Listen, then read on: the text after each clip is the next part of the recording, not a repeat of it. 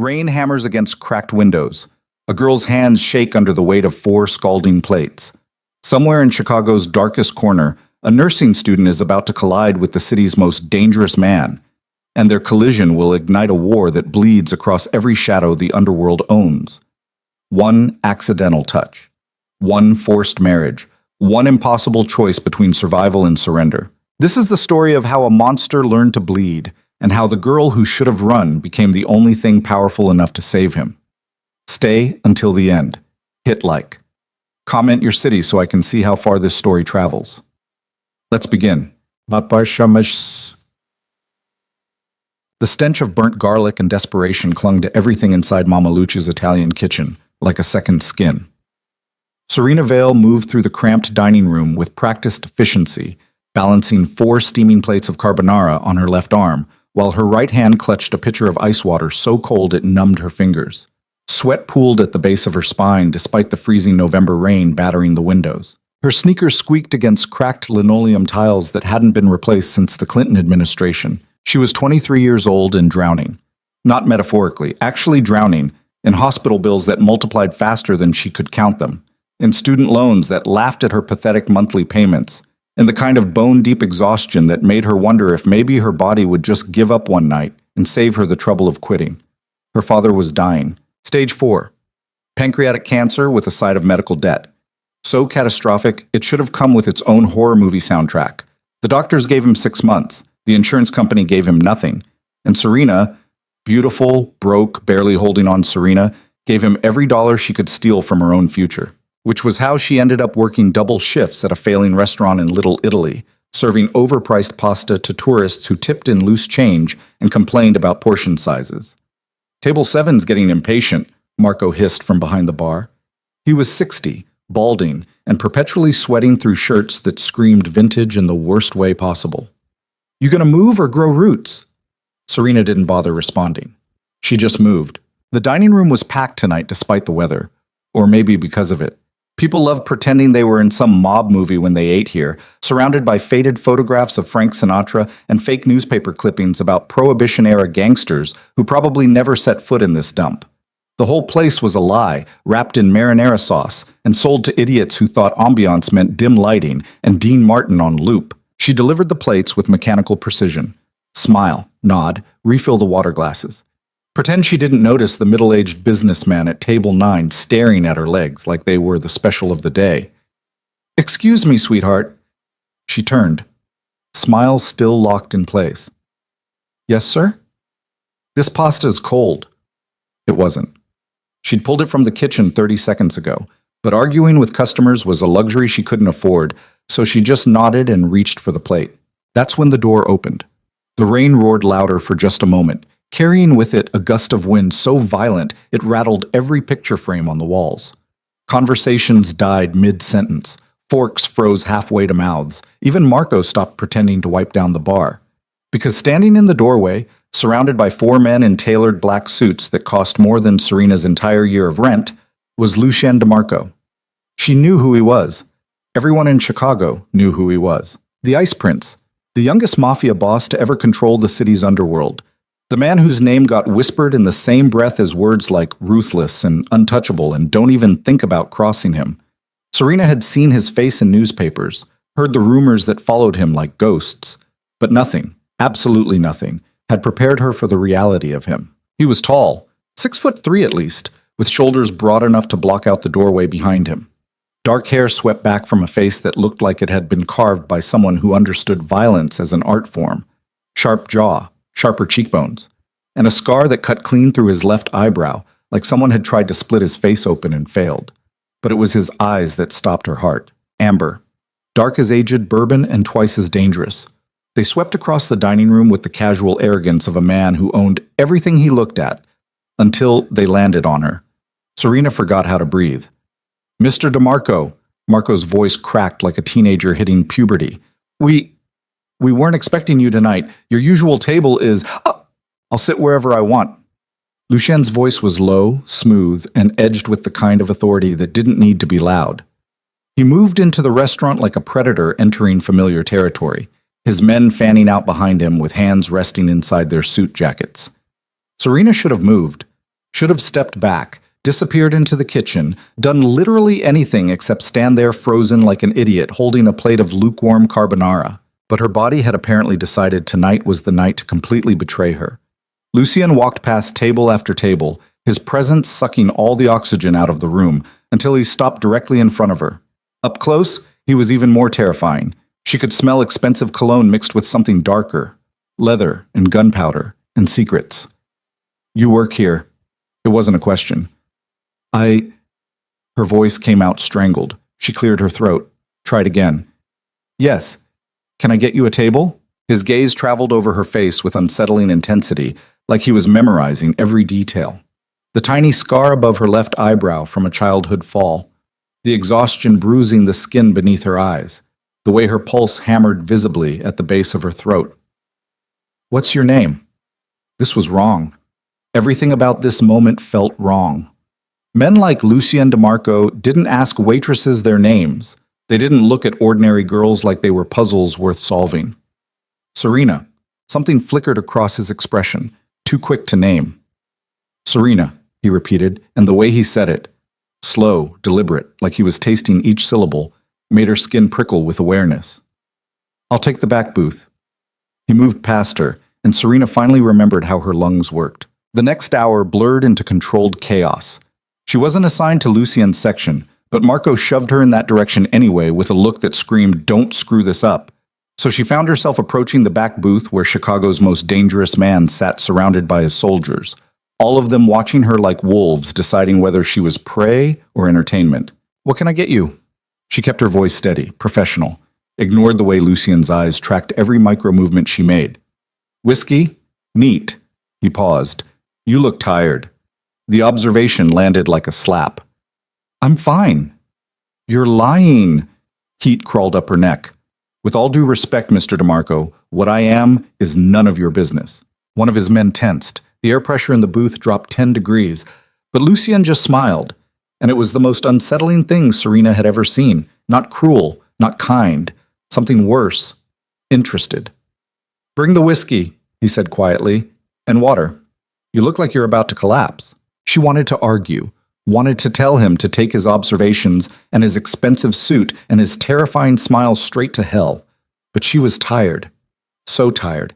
And fighting with a mafia boss seemed like a really efficient way to end up as a statistic. So she brought him whiskey. And when she returned with his glass, she found him watching her with an expression she couldn't read. "How much do you owe?" Serena's hand froze halfway through setting down his drink. "Excuse me? Medical bills, student loans, whatever's carving holes under your eyes." Lucien leaned back against the leather booth, completely relaxed, like they were discussing the weather instead of her personal financial apocalypse. "How much?"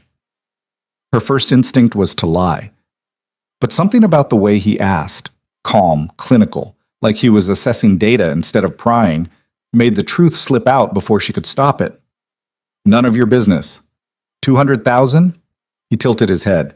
3? She laughed. Actually laughed because the number was so absurd it stopped being real. "Try 400 and climbing, but thanks for the concern." She turned to leave. "Serena." She stopped. Didn't turn around. "I can make it disappear." The words hit her like ice water. Slowly, carefully, she turned back to face him. "What?"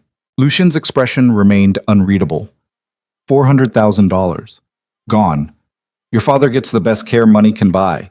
You finish nursing school without working yourself into an early grave. He paused. All you have to do is say yes. Every alarm bell in Serena's brain started screaming. Yes to what? Dinner. She blinked. You want to pay off almost $500,000 in debt for dinner? I want to pay off your debt because I can. Dinner is how you'll thank me. His eyes never left hers.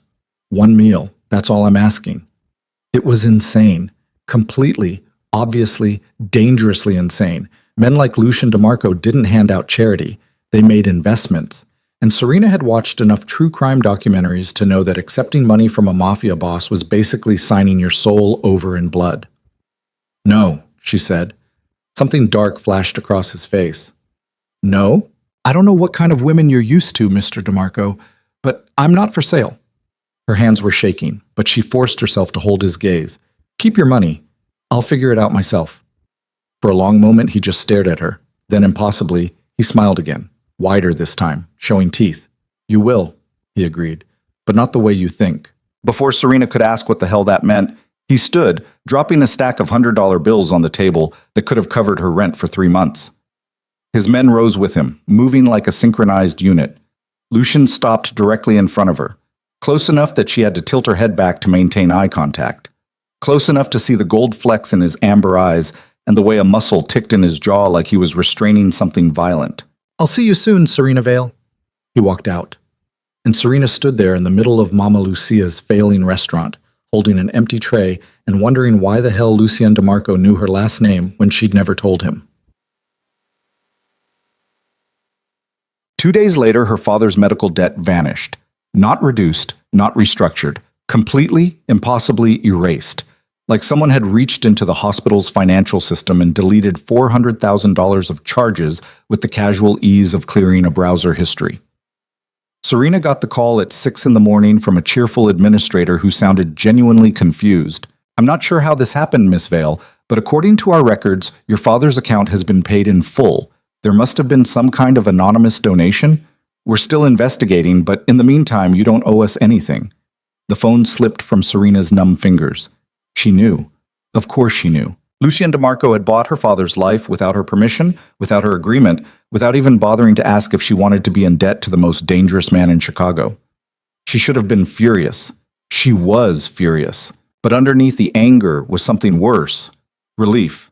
Sick, shameful, overwhelming relief that her father would live long enough to see her graduate, that she wouldn't have to choose between textbooks and treatment, that maybe, just maybe, she could breathe for the first time in 2 years.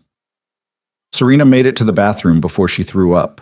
When she finally dragged herself back to her apartment, a studio in Pilsen that smelled like mildew and broken dreams, she found a black envelope wedged under her door. Heavy cardstock.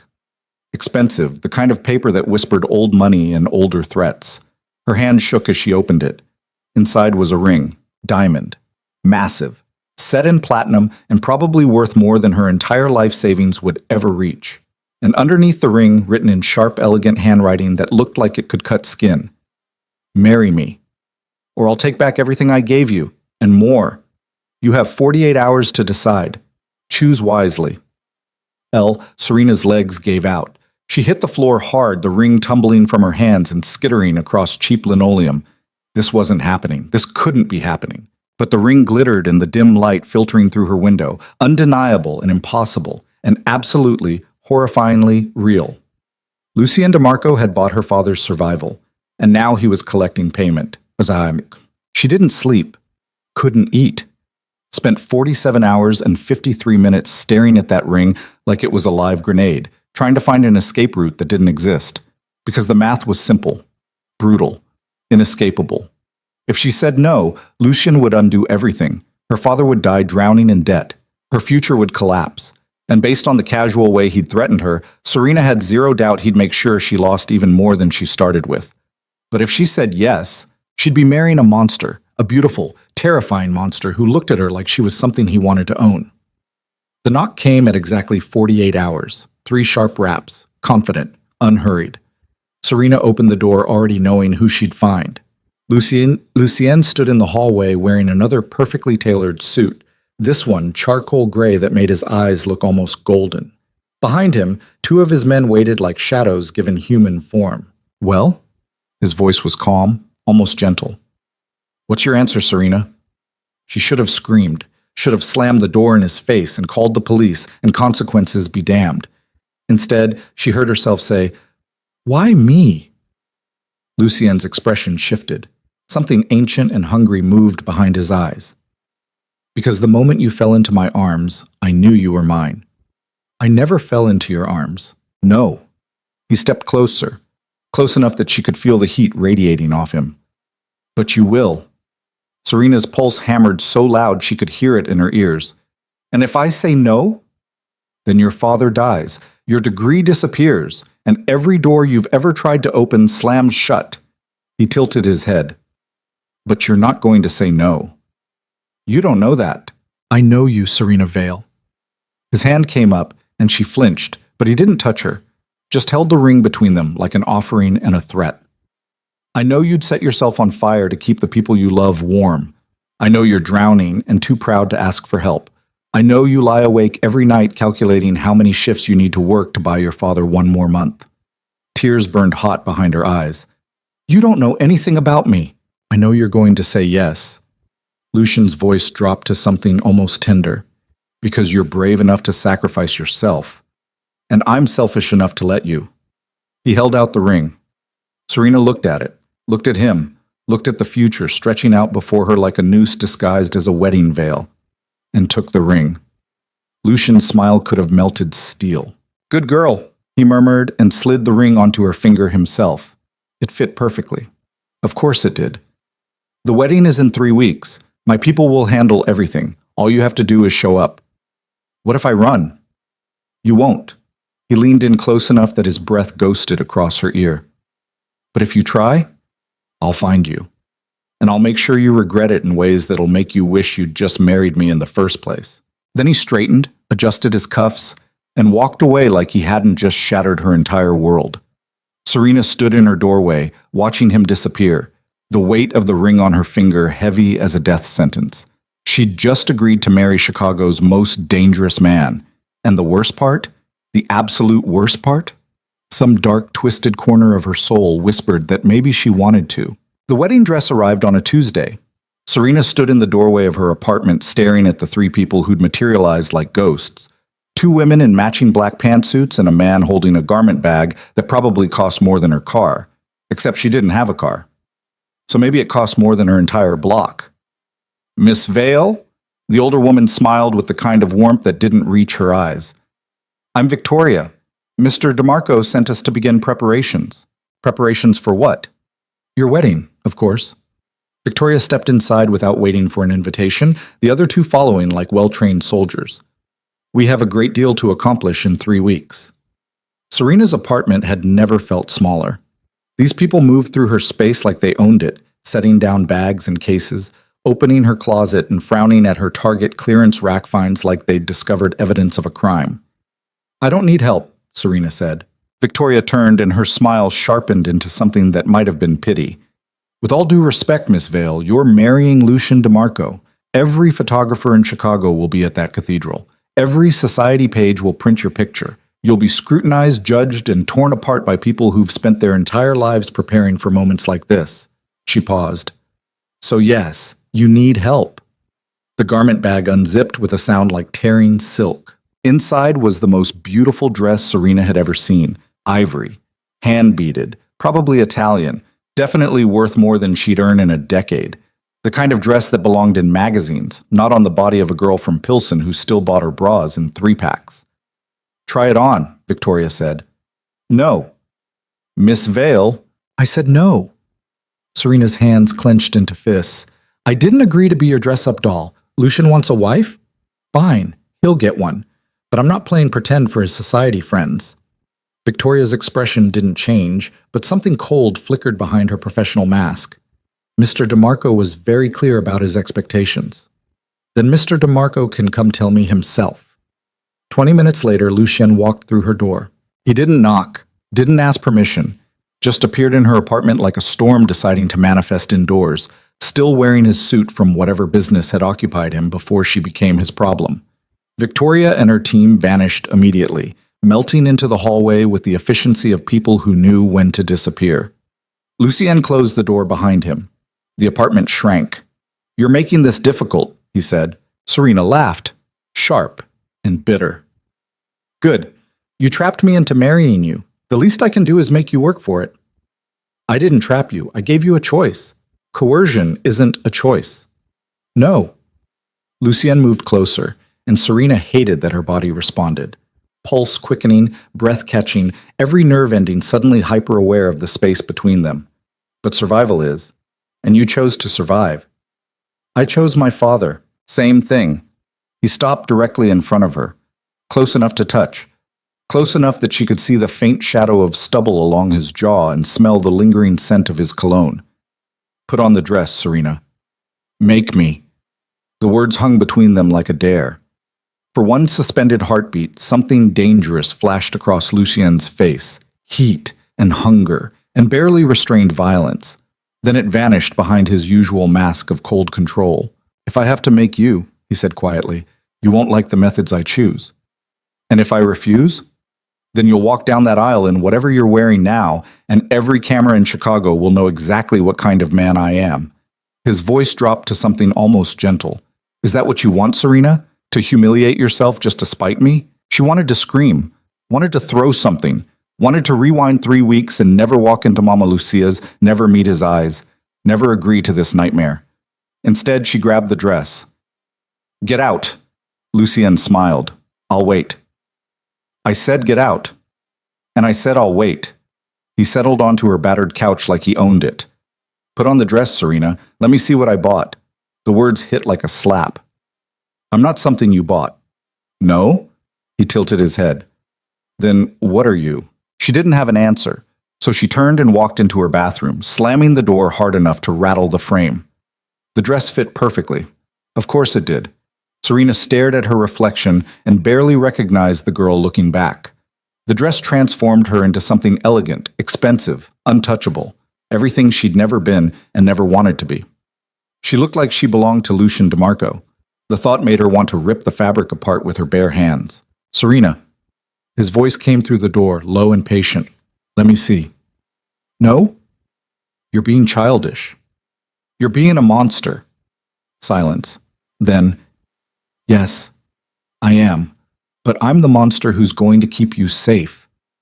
Something about the way he said it, tired, resigned, almost sad, made Serena's anger falter. She pressed her forehead against the door, feeling the cool wood against her overheated skin. Why? The word came out barely above a whisper. Why me, Lucien? You could have anyone. Why force someone who doesn't want you? For a long moment, he didn't answer. Then, because I don't want someone who wants me for my money or my power. I want someone real. Someone who'll look at me and see exactly what I am.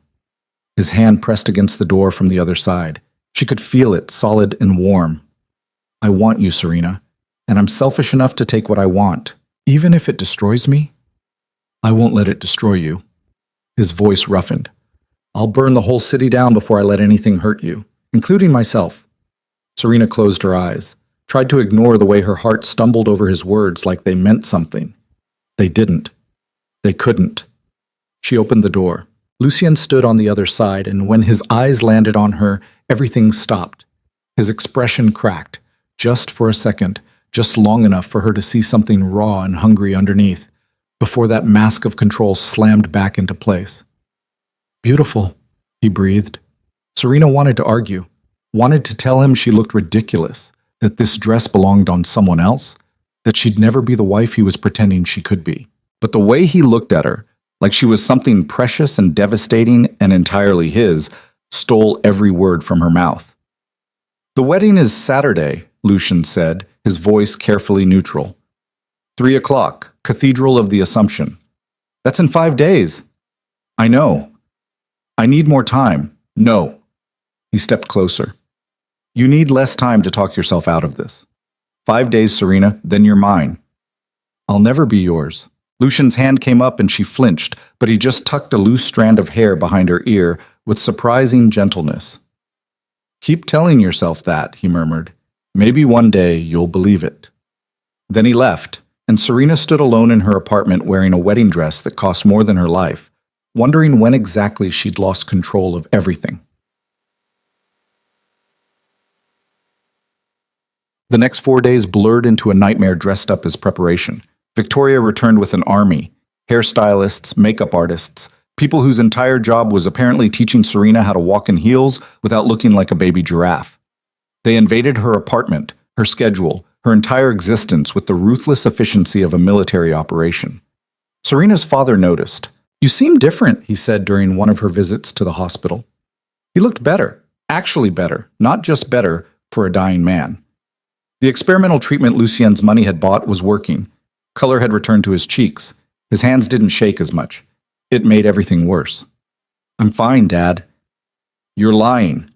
Thomas Vale had been a construction worker for 30 years before the cancer. He knew how to read stress fractures.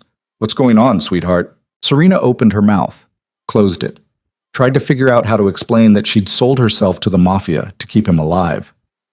I'm getting married. The words fell out before she could stop them. Her father blinked. What? Saturday? 3 o'clock? She forced herself to smile. Surprise?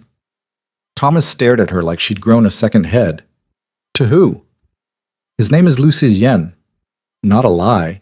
Not quite. He's successful, and he wants to take care of us. Serena, her father's voice sharpened. What did you do? I'm handling it. Handling what? He tried to sit up, and she gently pushed him back down. Jesus, Serena, you can't just... Who is this man? How long have you known him? Long enough. That's not an answer. It's the only one I have. She squeezed his hand, fighting back tears. Please, Dad, just trust me. Everything's going to be okay. But Thomas Vale wasn't stupid. He looked at his daughter, really looked at her, and saw the exhaustion, the fear, the desperate edge of someone who'd made a deal with the devil. What did you trade, Pooh? He whispered. Serena's smile cracked. Nothing I wasn't willing to give. Yes, Saturday arrived like an execution date. Serena woke up in a hotel suite she didn't remember checking into, surrounded by Victoria's team and enough flowers to supply a funeral. Someone had moved her here yesterday. Someone had packed her things. Someone had made decisions about her life while she sleepwalized through the motions. Good morning, Mrs. DeMarco. Victoria appeared with coffee and a smile that might have been genuine, might have been practiced.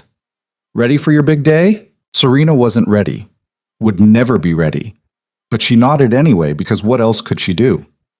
The next 6 hours dissolved into a haze of hair curlers and makeup brushes and people talking at her instead of to her. They painted her face until she looked like a stranger, arranged her hair into something elegant and complicated, squeezed her into shapewear that made breathing optional. By the time they zipped her into the dress, Serena felt like she'd been disassembled and rebuilt into someone else's idea of perfection. You look stunning, Victoria said, and maybe she meant it. Serena looked in the mirror and saw a beautiful corpse. The cathedral was worse, enormous, Gothic, filled with people Serena had never met wearing clothes that cost more than her education. She stood in the back hallway, clutching a bouquet of white roses she hadn't chosen, listening to the organ music that signaled her final chance to run. She didn't run. The doors opened. Every head in the cathedral turned, and Serena walked down an aisle that felt like walking to her own funeral, past rows of strangers who watched her with expressions ranging from curiosity to contempt to something that might have been pity. Then she saw Lucien. He stood at the altar wearing a black suit that probably cost more than most people's cars, surrounded by men who looked like they'd kill for him without asking questions. But it was Lucien himself who stole her breath, dark and devastating, and watching her walk toward him like she was the only person in the room. Their eyes locked, and something dangerous sparked between them. Serena reached the altar on legs that barely held her weight. Lucien extended his hand, and after a moment's hesitation, she took it. His fingers closed around hers. Warm, solid, possessive. The officiant started talking. Words about love and commitment and forever. All lies. Beautiful, poisonous lies. Do you, Lucien Alexander DeMarco, take Serena Marie Vale to be your lawfully wedded wife? I do. No hesitation, no doubt, like he'd been waiting his entire life to say those words. And do you, Serena Marie Vale, take Lucien Alexander DeMarco to be your lawfully wedded husband? This was it, her last chance. She could say no, could walk away, could let her father die and her future crumble, but keep her soul intact. Serena looked at Lucien and saw the truth in his eyes. He knew exactly what he was asking, knew exactly what it cost her, and would take it anyway because he was exactly the monster everyone said he was. I do, she whispered. Lucien's hand tightened on hers. You may kiss the bride. He leaned in slowly, giving her time to pull away, to refuse, to make one last stand. But Serena didn't move, just closed her eyes and felt Lucien's mouth brush against hers in a kiss that was surprisingly gentle, almost tender, and completely, utterly devastating. The cathedral erupted in applause that sounded like thunder. Serena opened her eyes and found Lucien staring at her with an expression she couldn't read. Hello, wife, he murmured. And just like that, her life as she knew it ended. Ray. The reception was held at the Drake Hotel in a ballroom that looked like it had been designed specifically to make poor people feel inadequate. Crystal chandeliers, marble floors, tables decorated with centerpieces that probably cost more than Serena's monthly rent. She sat at the head table next to Lucian, smiling until her face ached, while an endless parade of strangers approached to offer congratulations that felt like veiled threats. "You're doing well," Lucian murmured during a brief lull. His hand rested on her thigh under the table, possessive, warm, impossible to ignore. "I'm dying inside." "I know." He squeezed gently. "But you're beautiful when you suffer." She should have been horrified, should have recoiled, should have thrown her champagne in his face and damned the consequences. Instead, she laughed, sharp and bitter and a little unhinged. Lucien's eyes darkened with something that might have been approval. The speeches started around 9. Lucian's best man, a scarred mountain of a man named Marcus, stood and delivered what might have been the most terrifying toast Serena had ever heard. It was all coded language and inside jokes that sounded like confessions to crimes she didn't want to know about. Then it was her father's turn. Thomas Vale had been discharged from the hospital that morning specifically for this. He stood slowly, leaning on his cane, looking healthier than he'd been in months, but still frail enough to break Serena's heart. "I've known my daughter for 23 years, he began, his voice carrying across the silent ballroom. "And in all that time, I've never seen her back down from a fight. She's brave, stubborn, too smart for her own good." He paused, his eyes finding hers across the room. "Serena, if you're happy, then I'm happy. But if you ever need me, for anything, you call. Understand?" It was a warning disguised as a blessing. Serena nodded, not trusting her voice. Thomas sat down, and Lucian's hand tightened on her thigh, hard enough to bruise. "Your father's perceptive," he said quietly. "He knows I didn't choose this." "No. He knows you chose him over yourself." Lucian's voice dropped to something almost gentle. "And he hates himself for it." The words hit like a knife between her ribs. "Because he was right." They left the reception around midnight. Lucian's driver navigated through downtown Chicago while Serena stared out the window, watching the city blur past in streaks of neon and shadow. "Where are we going?" she asked. "Home." "I have an apartment." "Not anymore." Lucian didn't look at her. "I had your things moved this morning." Rage flared hot and sudden in her chest. "You had no right." "I have every right. You're my wife now." He turned to face her, and the intensity in his eyes made her breath catch. "That apartment was barely fit for rats. You'll live somewhere worthy of your position." "My position as your prisoner?" "My position as my wife." He reached out, tucking a strand of hair behind her ear with surprising gentleness. "I know you hate me right now, Serena. That's fine. Hate me all you want, but I'm going to keep you safe, whether you like it or not." "I don't need you to keep me safe." "Yes," Lucian said softly. "You do." The car pulled up to a building that looked like it had been designed to intimidate poor people, all glass and steel and architectural angles that screamed money. The penthouse, naturally. Because where else would a mafia boss keep his unwilling wife? They rode the elevator in silence. Lucien's hand rested on the small of her back, not quite pushing, not quite guiding, just reminding her that he was there. The penthouse was worse than Serena imagined. Beautiful, massive, floor-to-ceiling windows overlooking Chicago's skyline, furniture that looked like it belonged in a museum, everything cold and perfect and utterly devoid of anything resembling warmth. "Your room is through there," Lucian gestured to a hallway. "Mine is on the opposite side of the penthouse." Serena blinked. "Separate rooms? Did you think I'd force you into my bed?" Something dark flickered across his face. "I'm a monster, Serena, not a rapist." The words should have been reassuring. Instead, they just confused her. "Then what do you want from me?" Lucian stepped closer, and Serena's back hit the wall before she realized she'd been retreating. He caged her in with his arms, hands pressed flat against the wall on either side of her head. "I want you to choose me," he said quietly.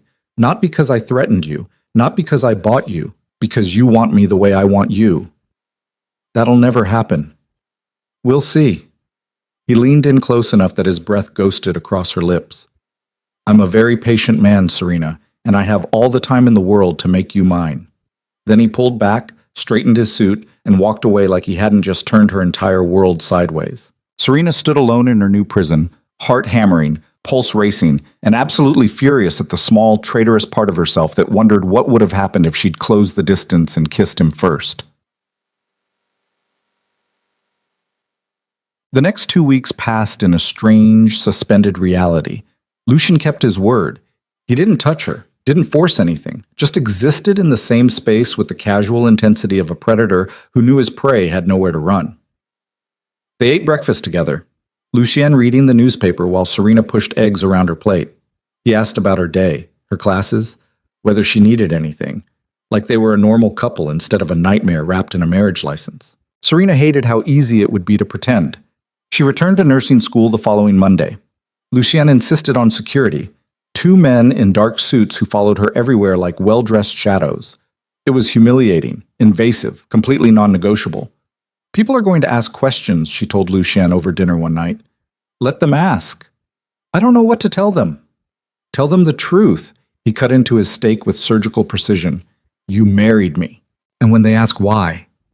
Lucienne looked up, and his eyes held something dangerous. Tell them I didn't give you a choice. That'll go over well. I don't care what people think, Serena. I care that you're safe. He set down his knife.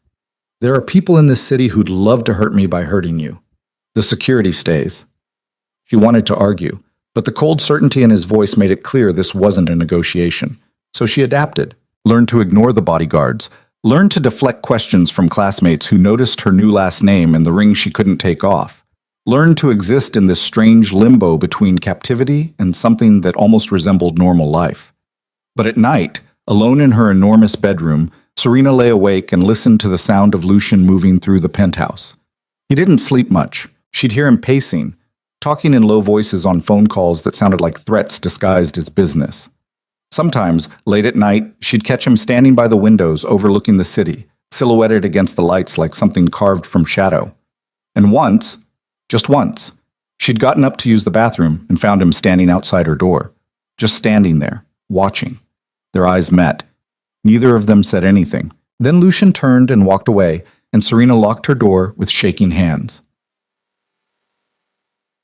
Everything changed the night she came home to find Lucian covered in blood. She walked into the penthouse around 10 after a late study session, expecting to find him working in his office or brooding by the windows.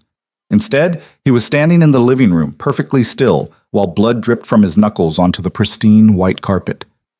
Jesus Christ! Serena dropped her bag. What happened?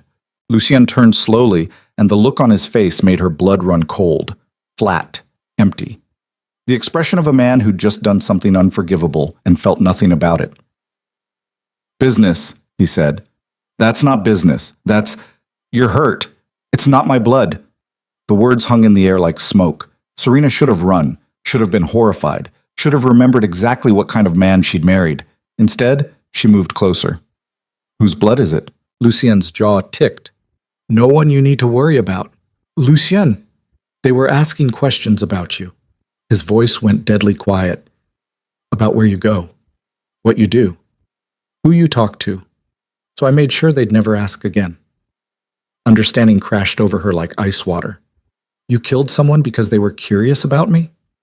I killed someone because they were a threat. His eyes burned into hers. And I'll kill anyone else who even thinks about touching what's mine. Serena's heart hammered against her ribs.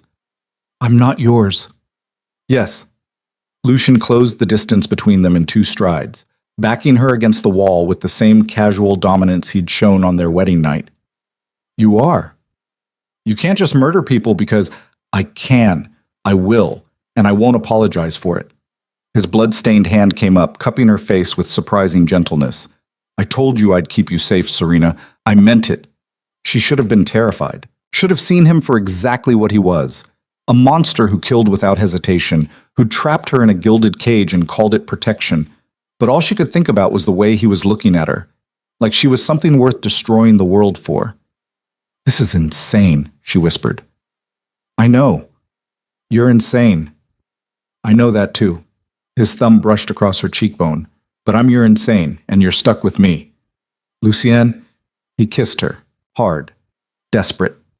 Nothing like the gentle press of lips at their wedding. This was heat and hunger and months of restraint finally snapping like a wire pulled too tight. Serena's brain screamed at her to push him away. Her body had other ideas. She kissed him back. Lucien made a sound low in his throat, something between a growl and a groan, and pressed her harder against the wall. His hands tangled in her hair. His body covered hers completely, and Serena felt herself drowning in him, in the taste of whiskey and violence and something darker she didn't have a name for. Then reality crashed back. She shoved him, hard. Lucien stumbled back, chest heaving, eyes wild. "Don't!" Serena gasped. "Don't do that again." "Why?" His voice came out raw. "Because you didn't want it? Or because you did?" She didn't answer, couldn't answer. Because the truth was terrifying. She'd wanted it, wanted him, and that was worse than anything he could have forced on her. "Go to bed, Serena," Lucien said quietly, "before I stop being a gentleman." She ran, locked herself in her bedroom and pressed her back against the door, heart racing, lips still burning from his kiss. And for the first time since this nightmare began, Serena admitted the truth she'd been trying to ignore. She was falling for her husband, the monster who'd bought her, trapped her, killed for her, and she had absolutely no idea how to stop it. The next morning, Lucien acted like nothing had happened. Breakfast, newspaper, polite conversation. But Serena could feel the shift in the air. Something had broken between them last night. Or maybe something had finally clicked into place. She didn't know which was worse. "I have a meeting tonight," Lucien said over coffee. "Don't wait up." "I never do." His eyes flicked up to hers, dark and unreadable. "No, I suppose you don't." He left. And Serena sat alone in their penthouse prison, trying to remember who she'd been before Lucien DeMarco walked into her life and set everything on fire. She went to class, came home, did homework, normal things, except nothing felt normal anymore. Around 9, Marcus, Lucien's best man and apparently his head of security, appeared in the penthouse. "Mrs. DeMarco," he nodded respectfully, "I need you to come with me." Serena's blood ran cold. "Why?" "Lucien's orders, there's been a development." "What kind of development?" Marcus's expression darkened. "The kind that means you're not safe here anymore." Before Serena could process that, the power went out. Complete darkness. Then gunfire erupted somewhere below them. Marcus grabbed her arm, yanking her toward the panic room Lucien had shown her on her first day, but she'd assumed was paranoia. "Move!" he barked. "What's happening?" "Someone's coming for you." More gunfire, closer now. Marcus shoved her into the panic room, a reinforced steel box hidden behind the master bedroom closet, and slammed the door. "Don't open this for anyone except Lucien," he ordered through the reinforced door. "Not me. Not the police. No one. Understand?" "Marcus, understand?" "Yes!" His footsteps disappeared. Serena stood alone in absolute darkness, listening to the sounds of warfare erupt in her home. Gunshots, shouting, something heavy crashing, then silence. Terrible, suffocating silence. Serena pressed her ear against the door, barely breathing. Footsteps. Slow, deliberate. Someone was in the bedroom. "Serena," a voice she didn't recognize, male, smooth, amused. "I know you're in there, little mouse. Come out. Let's talk." She didn't move, didn't breathe. "Your husband killed my brother last night," the voice continued. "Messy business, so I thought I'd return the favor. Eye for an eye. Wife for a brother." Terror flooded through her veins, "but I'm a reasonable man, so I'll give you a choice." The door handle rattled. "Come out now and I'll make it quick. Make me work for it, and I'll make sure you suffer first." Serena's hand found the gun Lucien had left in the panic room. She'd never fired a weapon in her life. She clicked off the safety anyway. The door exploded inward, and Serena found herself staring at a stranger holding a gun pointed directly at her head. "Hello, Mrs. DeMarco," he smiled. "Time to..." His head exploded. Just exploded. Blood and brain matter sprayed across the panic room walls as the man collapsed. Behind him stood Lucien, holding a smoking gun, covered in more blood than last night, eyes absolutely feral. "Mine," he snarled. Then everything went black. Serena woke up to the smell of copper and gunpowder.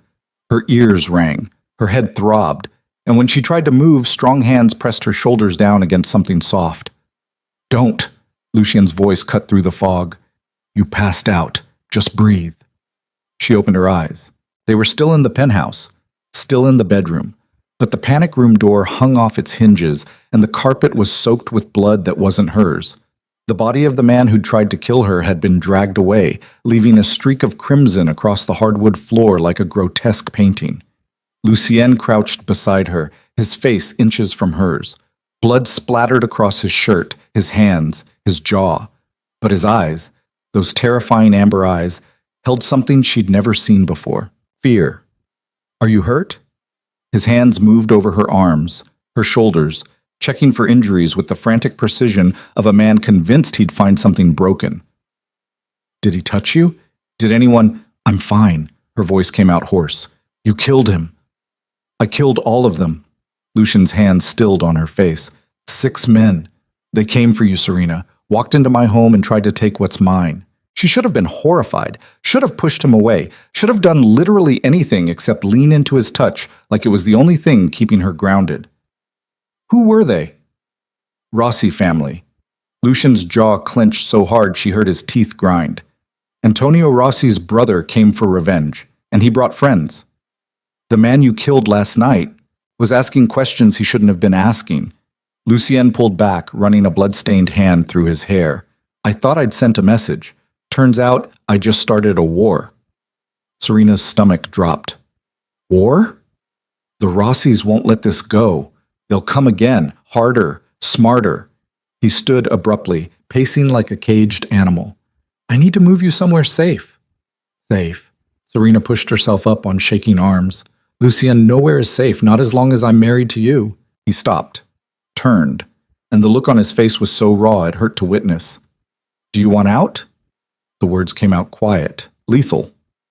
Is that what you're saying? You want a divorce? She opened her mouth, closed it, because the answer should have been obvious. Yes.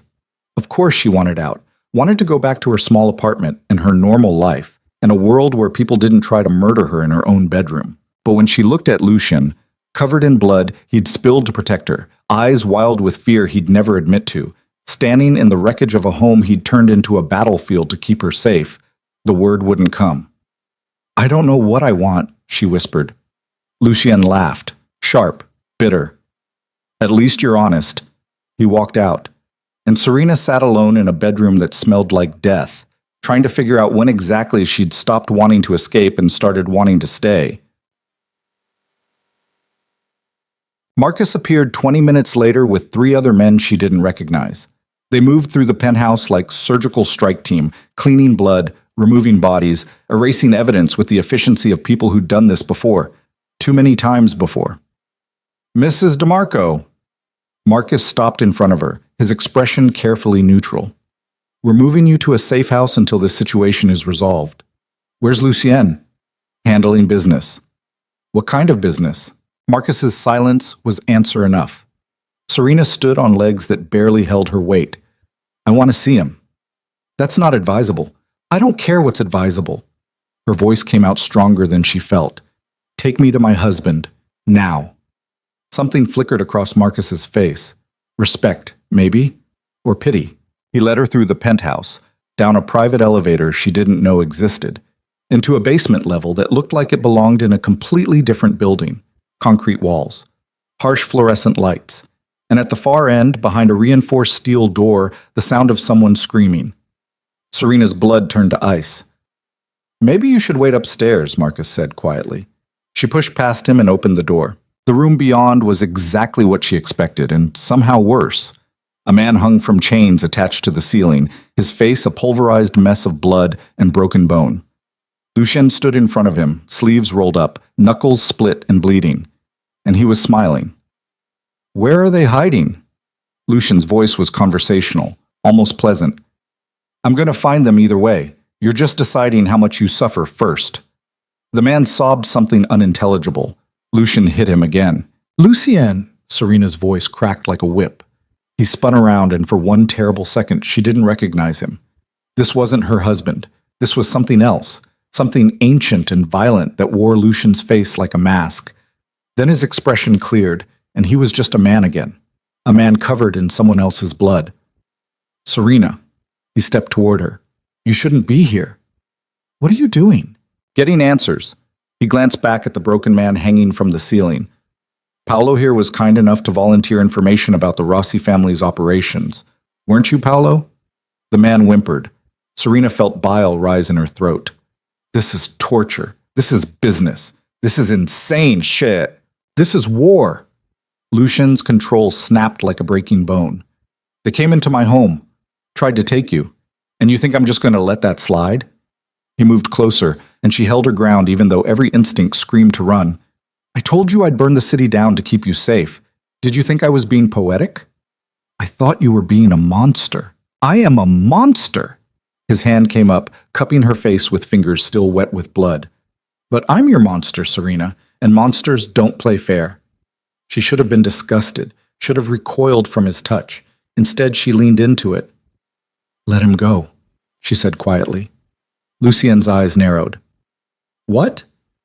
Paolo, let him go. You've made your point. He tried to kill you. And you killed everyone who helped him. Serena held his gaze. Torturing him won't change anything. It just makes you the thing they say you are. For a long moment, Lucian just stared at her. Then he turned and walked back to Paolo, grabbing a knife from a nearby table. Serena's heart stopped, but Lucian just cut the chains. Paolo collapsed to the floor, sobbing. Get him out of here, Lucian ordered Marcus. Drop him at a hospital. Make sure he knows what happens if he talks. Marcus nodded and dragged Paolo away. The room emptied, leaving just Serena and Lucian standing in the aftermath of violence. You're going to get yourself killed doing this, Lucian said quietly. Making me weak. I'm not making you weak. I'm making you human. He laughed, harsh and broken. There's a difference? Serena stepped closer, close enough to see the exhaustion carved into the lines of his face. When's the last time you slept? Sleep is for people who don't have enemies. Lucian, I can't lose you. The words ripped out of him like confession. I know you hate this. Hate me. Hate everything I've turned your life into, but I can't. His voice cracked. If something happens to you because of me, I'll burn the entire city down. And I won't stop until there's nothing left. Serena reached up and touched his face. He flinched like she'd struck him. I don't hate you, she whispered. Lucian closed his eyes. You should. When he opened them again, the vulnerability had vanished behind his usual mask of cold control. Marcus is taking you to a safe house. You'll stay there until I handle the Rossis. I'm not leaving you. Yes, you are. Lucian, this isn't a negotiation, Serena. His hands gripped her shoulders. Not hard, just firm enough to make his point. The Rossis want me to suffer, and the best way to make me suffer is through you. So you're going somewhere they can't find you until this is over. And if it's never over? He smiled, sad and terrible. Then you'll spend the rest of your life in hiding. But at least you'll have a life. Before she could argue, he kissed her, desperate, hungry, like he was trying to memorize the taste of her before she disappeared. When he pulled back, his eyes were dark with something that looked like grief. Go, he whispered, before I change my mind and lock you in a cage where nothing can ever hurt you. Marcus appeared in the doorway, and Serena let herself be led away from her husband, toward a future that felt more like a prison than the penthouse ever had. But the safe house was a cabin 2 hours outside Chicago, buried so deep in the woods that Serena couldn't see another building for miles. Marcus stationed 4 guards around the perimeter and handed her a phone that only connected to Lucian. He'll call when it's safe, Marcus said. And if he doesn't? Marcus's expression darkened. Then you run. And you don't stop running until you're somewhere he never told you about. He left, and Serena found herself alone in a beautiful cage, waiting for news that her husband was either victorious or dead.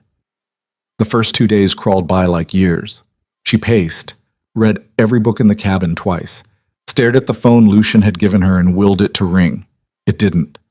On the 3rd day, the phone finally buzzed. Serena grabbed it so fast she nearly dropped it. Lucienne? Not quite. The voice on the other end was female, cultured, amused. Mrs. DeMarco, how lovely to finally speak with you. Ice flooded Serena's veins. Who is this? Someone who knows your husband very well.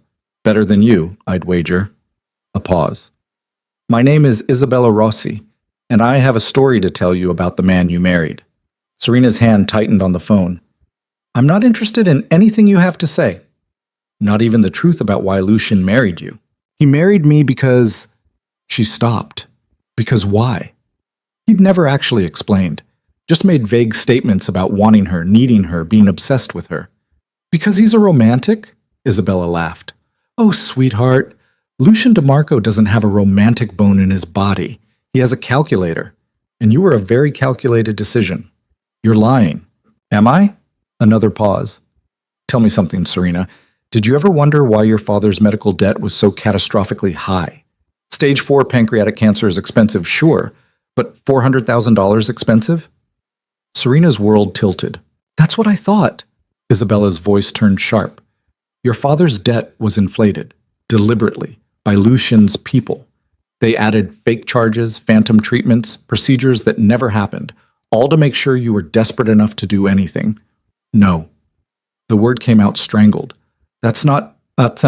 Then they made sure you were working at Mama Lucia's the night Lucien decided to visit. Made sure you'd be the one to serve him. Made sure you'd be vulnerable and broke and exactly desperate enough to take whatever deal he offered. Serena felt the room spin. He manufactured your desperation, Serena, created the perfect conditions to trap you, because Lucien DeMarco doesn't leave anything to chance. Isabella's voice softened almost imperceptibly. I'm sorry you had to find out this way, but you deserve to know the truth before you die for a man who never loved you. The line went dead. Serena stood frozen, phone clutched in her white-knuckled grip, mind racing through every interaction with Lucien. The way he'd known her name before she told him, the way her father's debt had vanished so quickly, the way he'd appeared at the restaurant like he'd been waiting for her, the way he'd said, I know you, with such certainty. Because he did know her. He'd studied her, researched her, orchestrated every detail of her life to make sure she'd fall into his trap. And she'd walked right into it. The phone buzzed again. Different number. Lucien. Serena. His voice was rough with exhaustion. Are you safe? Did you fabricate my father's medical debt? Silence. Long. Heavy. Damning. Serena. Answer the question. Her voice came out deadly calm. Did you fabricate my father's debt? More silence. Then, yes. The word detonated like a bomb. You destroyed my life on purpose, she whispered. Made me desperate. Made me dependent. Also, I'd have no choice but to marry you. It wasn't like that. Then what was it like, Lucy? She was screaming now, tears streaming down her face. Explain to me how manipulating someone into marrying you is anything other than exactly what it looks like. I needed you. You needed a puppet. She hurled the phone across the room. It shattered against the wall. Then she collapsed, just crumpled to the floor and sobbed until her throat was raw and her eyes burned and she had nothing left inside her except rage and heartbreak and the terrible understanding that everything, absolutely everything, had been a lie. Lucien didn't love her. He'd just been very, very good at pretending. The guards tried to stop her. Serena broke the first one's nose with a lamp, stole his gun, and held the other three at gunpoint until they backed away from the door. Mrs. DeMarco, please. I'm not Mrs. DeMarco. She cocked the gun with shaking hands. I'm the idiot who believed a monster when he said he loved her, but that's over now. She ran, into the woods, into the darkness, into a future that didn't include Lucien DeMarco's beautiful lies. Branches tore at her clothes. Roots tried to trip her. But Serena just kept running, driven by fury and heartbreak, and the desperate need to put as much distance between herself and her husband as humanly possible. She made it maybe 2 miles before she heard the helicopter. Searchlights cut through the trees like knives, and then Lucien's voice, amplified through speakers, echoed across the forest. Serena, stop! She kept running. Serena. A figure dropped from the helicopter with military precision, landing directly in her path. Lucien stood there in tactical gear, eyes wild, face carved from stone. Move, Serena snarled, raising the stolen gun. No, I will shoot you. Then shoot me. He spread his arms wide. Put a bullet in my chest, end this. But you're not running from me, Serena. Not now. Not ever. Her finger tightened on the trigger, but she couldn't do it. Couldn't pull the trigger. Couldn't kill the man she loved even though he'd destroyed her. The gun fell from her hands. Lucien moved before it hit the ground, catching her as her legs gave out, pulling her against his chest like she was something precious instead of something he'd bought. "Let me go," she sobbed into his tactical vest. "Please, just let me go." "I can't." His arms tightened around her. "I know you hate me. I know what I did was unforgivable. But I can't let you go, Serena. I'd rather die than let you go. You manipulated me. I saved you." He pulled back just enough to look at her face. "Your father was dying. You were drowning. And yes, I made it worse before I made it better. But I saved him, Serena. I saved you. And I don't regret it." "You're insane. Insane. I'm obsessed." His hand cupped her face. "From the moment I saw you, I knew I'd do anything to make you mine. So I created the perfect storm. Made you desperate enough to need me. And when you said yes, I promised myself I'd spend the rest of my life making you glad you did. I hate you. I know." He pressed his forehead against hers. "But you also love me. And that terrifies you even more than what I did." Serena's breath caught, because he was right. She did love him. Loved the monster who'd orchestrated her destruction. Loved the man who killed to protect her. Loved him with a desperation that made her want to tear her own heart out just to stop feeling this way. "Take me back to Chicago," she whispered. Lucien pulled back, eyes searching hers. "Why?" "Because if we're going to do this, if I'm going to be your wife for real instead of just on paper, then I need to see all of it." She met his gaze. "The business, the violence, everything you've been hiding from me. I need to know exactly what I'm choosing." "Serena, those are my terms, Lucien. All of it. Or none of it." For a long moment, he just stared at her. Then he smiled, sharp and dangerous and somehow sad. "All right," he agreed. "But don't say I didn't warn you." He lifted her into his arms like she weighed nothing and carried her to the waiting helicopter. And as they rose into the night sky, Serena looked down at the woods she'd tried to escape through and realized the terrible truth. She'd stopped running from Lucien DeMarco. Now she was running toward him, and there was no going back from that. They landed on the roof of a building Serena didn't recognize. Downtown Chicago, commercial district, the kind of place that looked legitimate during the day and absolutely wasn't. Lucien led her inside without explanation, down concrete stairs that smelled like mildew and old violence, into a basement that had been converted into something between a war room and a throne room. Maps covered the walls, photographs of men she didn't recognize, red string connecting faces and locations like a conspiracy theorist's wet dream. And in the center of it all, sitting at a massive oak desk, was a woman Serena had never seen before. Beautiful. 40-something. Wearing a suit that cost more than Serena's education. She looked up when they entered, and her smile was all teeth. "Lucien, you brought her." The woman's eyes traveled over Serena with clinical interest. "She's prettier than the photos suggested." "Serena, this is Catherine Marconi." Lucien's hand rested on the small of her back, possessive. "She runs the East Side operations." Catherine stood, extending a hand. "Mrs. DeMarco, lovely to finally meet you." Serena didn't take it. "You knew about what he did to me." Catherine's smile didn't waver. "Of course. I helped him do it." The admission landed like a slap. "We inflated your father's medical bills," Catherine continued conversationally. "Made sure the hospital was desperate enough to accept our anonymous donation. Arranged for you to be working the night Lucien visited Mama Lucia's." She tilted her head. "You were a very well-orchestrated project, Serena. You should be flattered." "Flattered?" Serena's voice came out flat. "You destroyed my life, and I should be flattered." "We saved your father's life," Catherine corrected. "Everything else was just collateral damage." Serena turned to Lucien. "Is she serious?"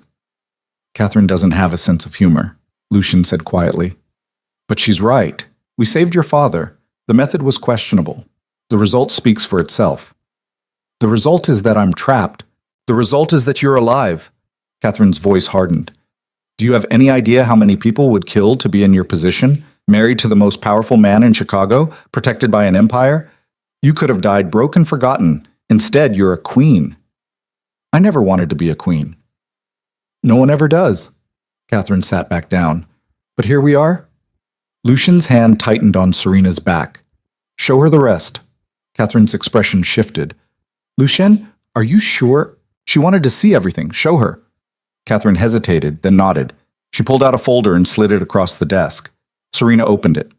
Inside were photographs, crime scenes, bodies, men and women who'd been killed with surgical precision. These are the people who threatened you, Catherine explained. The Rossis, their associates, anyone who even thought about using you as leverage against Lucien. She paused. He's killed 37 people in the last 6 weeks to keep you safe.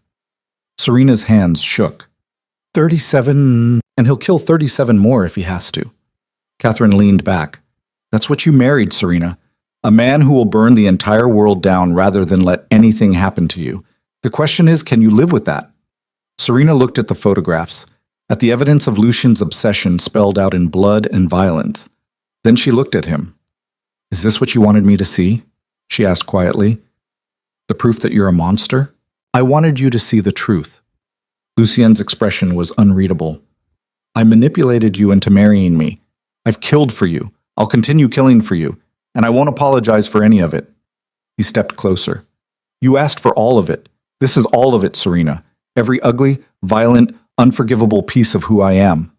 She should have run, should have screamed, should have done literally anything except step into his arms and press her face against his chest. But she was so tired of fighting, tired of pretending she didn't want this, didn't want him. I hate you, she whispered into his shirt. I know. You're a monster. I know that too. And I love you anyway. Lucien went completely still. Then his arms came around her like a vice, crushing her against him hard enough to hurt. Say it again, he demanded. I love you. Tears soaked into his shirt. I love you and I hate myself for it, and I don't know how to stop. Then don't stop. He pulled back just enough to tilt her face up. Love me. Hate me. I don't care which. Just don't leave me, Serena, because I meant what I said. I'll burn the entire city down before I let you go. She kissed him, desperate, broken, choosing him despite every logical reason not to, and Lucien kissed her back like a drowning man finding air. When they finally broke apart, both breathing hard, Catherine cleared her throat. Touching, really. But we have a problem. Lucien's expression hardened. What problem? Isabella Rossi. Catherine pulled up a new photograph. She's called a summit. Every major family in Chicago, tomorrow night. Let me guess, Lucien said. They want to discuss the Serena problem. They want to discuss whether having a wife makes you weak enough to kill. Serena's blood ran cold. Lucien just smiled. Good. Let them try. Lucien! Catherine's voice held genuine concern. This isn't a few soldiers. This is every boss in the city. If they decide you're a liability, then I'll remind them why I'm the boss and they're not. He turned to Serena. Tomorrow night, you're coming with me. Like hell she is, Catherine snapped. That's a death sentence. She wants to see everything.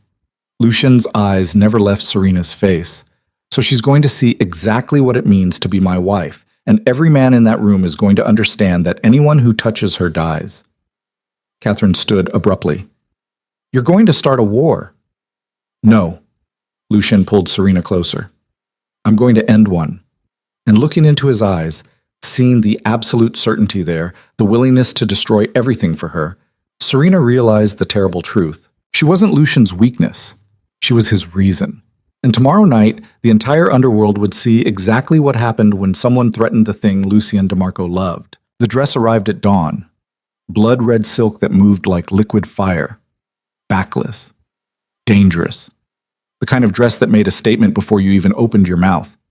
Serena stared at it hanging in the penthouse bedroom, and her hands shook. You don't have to wear it, Lucien said from the doorway.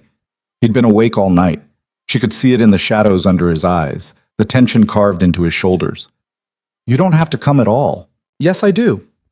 She turned to face him. You said I wanted to see everything. This is everything. This is a room full of killers deciding whether I'm weak enough to destroy. His jaw tightened. And they'll use you as evidence. Then let them. Serena crossed to him, placed her palm flat against his chest, felt his heart hammering beneath expensive fabric. I'm done hiding, Lucien. If I'm your wife, then I stand beside you, not behind you. Something fierce and terrible flashed across his face. You have no idea what you're walking into. So tell me. Lucien grabbed her wrist. Not hard, just firm enough to make his point. Isabella Rossi wants me dead. She's convinced every family in Chicago that I've gone soft, that loving you has made me vulnerable, and tonight she's going to push them to vote on whether I'm still fit to lead. And if they vote no, then they'll try to kill me. He said it like he was discussing the weather, and when they fail, I'll kill every last one of them. Serena's breath caught. Lucienne, I won't let them touch you. His other hand came up, framing her face. No matter what happens tonight, no matter how bad it gets, I will keep you safe. That's not what I'm worried about. Then what? She looked into his eyes, those amber eyes that had haunted her since the moment they met. I'm worried that you'll do something stupid trying to protect me, that you'll get yourself killed because you can't stand the thought of me getting hurt. Lucian smiled, sharp, predatory. You're absolutely right to worry about that. Lucienne, he kissed her, hard and desperate, and like he was memorizing the taste of her in case it was the last time. When he pulled back, his eyes were dark with something that looked like grief. Wear the dress, he said quietly. Let them see exactly what I'm willing to die for. They arrived at the summit just after sunset. The location was an abandoned cathedral on the south side, all crumbling stone and shattered stained glass, the kind of place that had been forgotten by everyone except the people who needed somewhere off the grid to conduct business. Armed men lined the entrance, 10, 20, more than Serena could count. They parted like water as Lucien's car pulled up, but their eyes tracked her through the tinted windows with predatory interest. Marcus opened her door. Serena stepped out into the Chicago cold wearing nothing but red silk and her wedding ring. The effect was immediate. Every conversation died. Every head turned, and for one suspended moment the entire courtyard went absolutely silent. Then the whispers started. That's her? DeMarco's wife.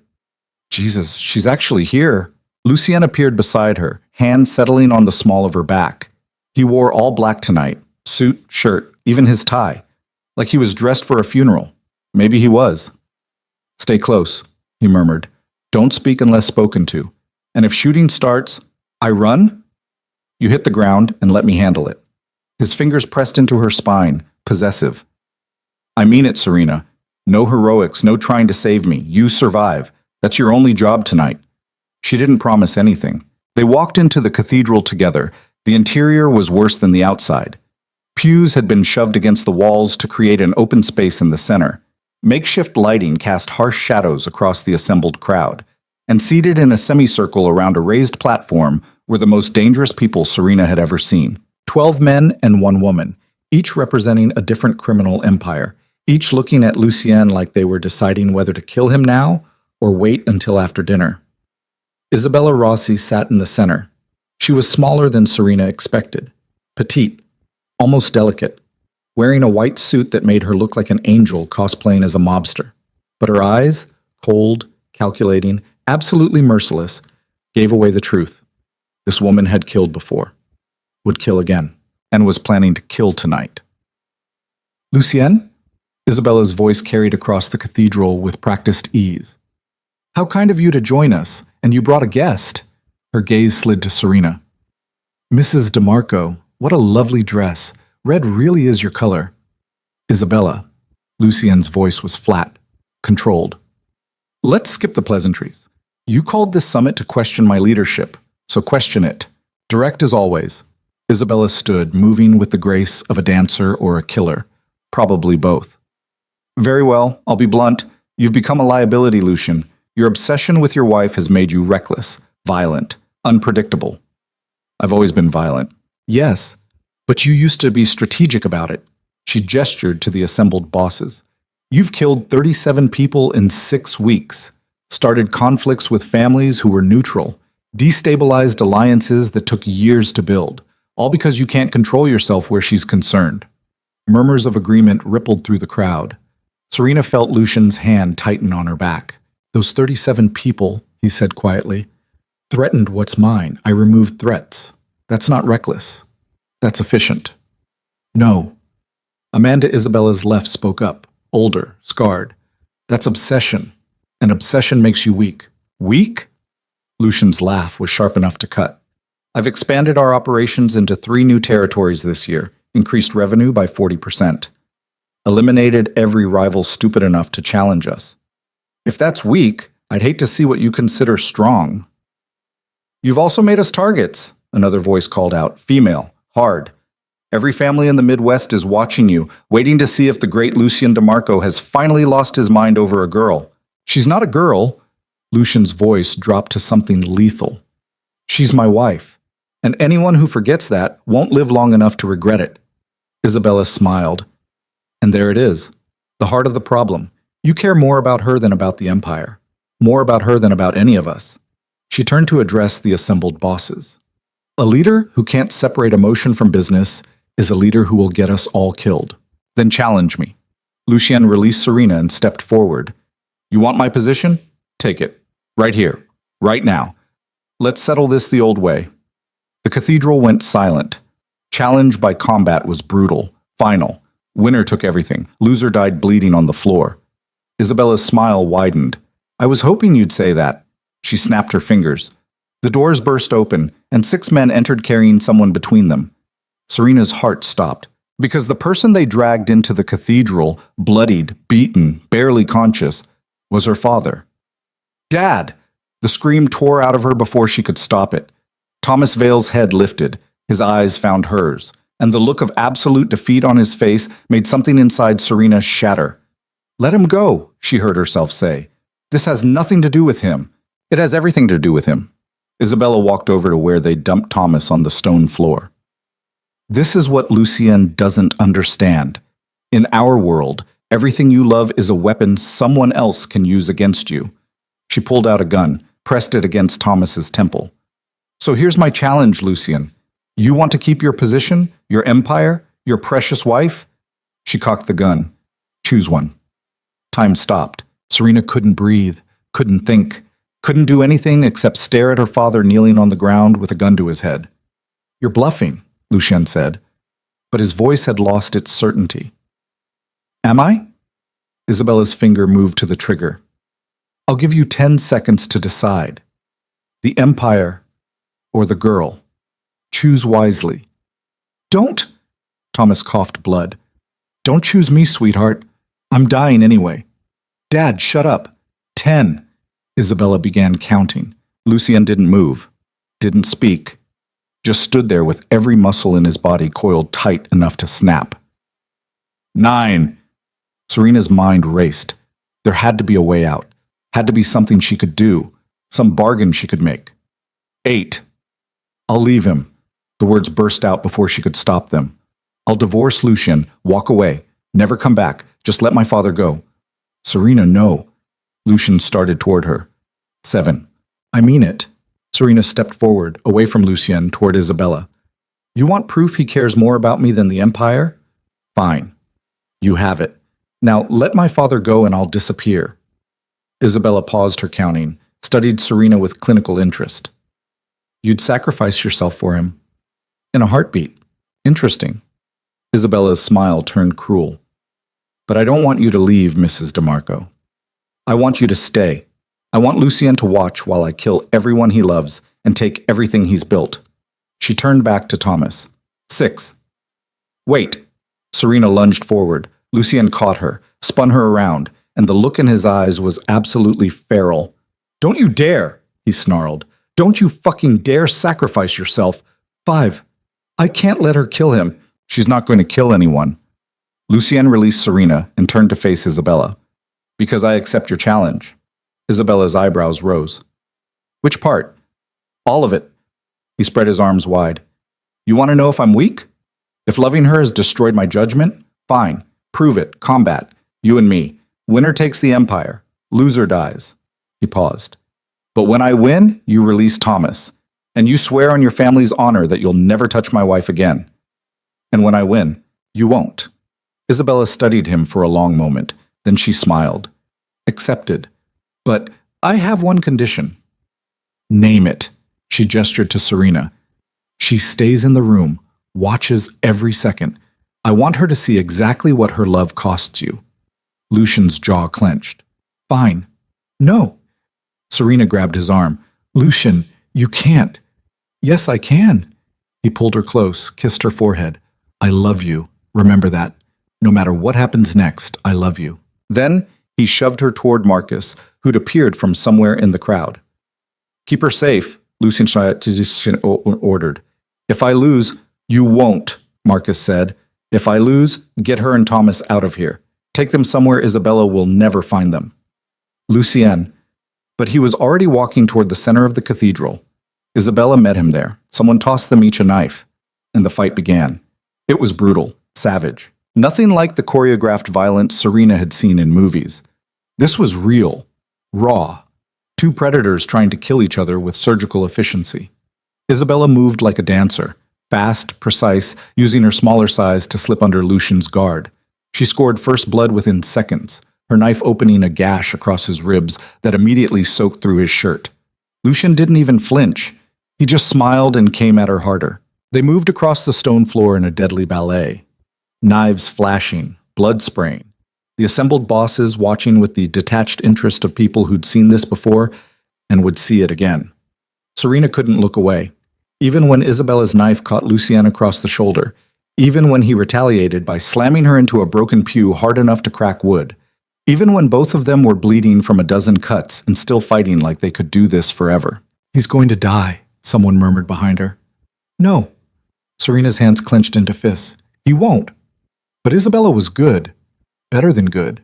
She fought like someone who'd spent her entire life preparing to kill Lucien DeMarco.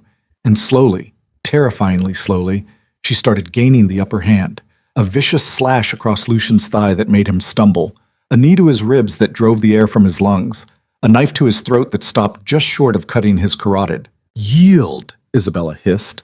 Lucien's eyes found Serena's across the cathedral, and he smiled. Never. He headbutted Isabella so hard Serena heard her nose break from 20 feet away. Isabella stumbled back, blood pouring down her face, and Lucien pressed his advantage. He was bigger, stronger. And now that Isabella's perfect technique had been disrupted by pain and shock, he fought like the monster everyone said he was. Brutal, efficient, absolutely merciless. He got her in a chokehold. She stabbed him in the side. He didn't let go, just squeezed tighter while blood poured from the wound in his ribs and Isabella's face turned purple. Lucien, Serena screamed. Stop! You're killing her! That's the point, Marcus muttered. Isabella's struggles weakened. Her knife fell from her hand. Her eyes started to roll back. And Lucien just kept squeezing, until she went completely limp. He dropped her body like garbage. The cathedral erupted. Half the bosses surged to their feet in protest. The other half just stared in shocked silence. And Isabella's men reached for their weapons before Marcus and Lucien's soldiers materialized from the shadows with guns already drawn. Stand down! Lucien's voice cracked like a whip. Isabella challenged me. I won.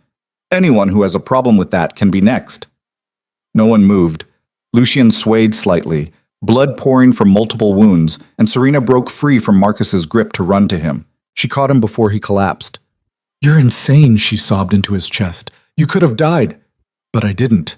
His hand came up to cup her face. I told you, I'll burn the city down before I let anyone hurt you. One of Isabella's men, the one who'd had a gun on Thomas, raised his weapon, aimed at Lucien's head. Time slowed. Serena saw it happening, saw the finger tightening on the trigger, saw the angle that would put a bullet through her husband's skull. She moved without thinking, threw herself between Lucien and the gun. The shot rang out. Pain exploded through her shoulder. She hit the ground hard, vision going white, and distantly heard Lucien roar with absolute rage. Then gunfire erupted everywhere. Serena tried to move, tried to see what was happening, but her shoulder was on fire and her vision kept blurring, and all she could hear was screaming and shooting and Lucien's voice bellowing orders. Strong hands grabbed her, lifted her. She blinked up into Marcus's grim face. Stay with me, Mrs. DeMarco, he ordered. Don't you dare die on him, not after everything. Another explosion of gunfire, more screaming.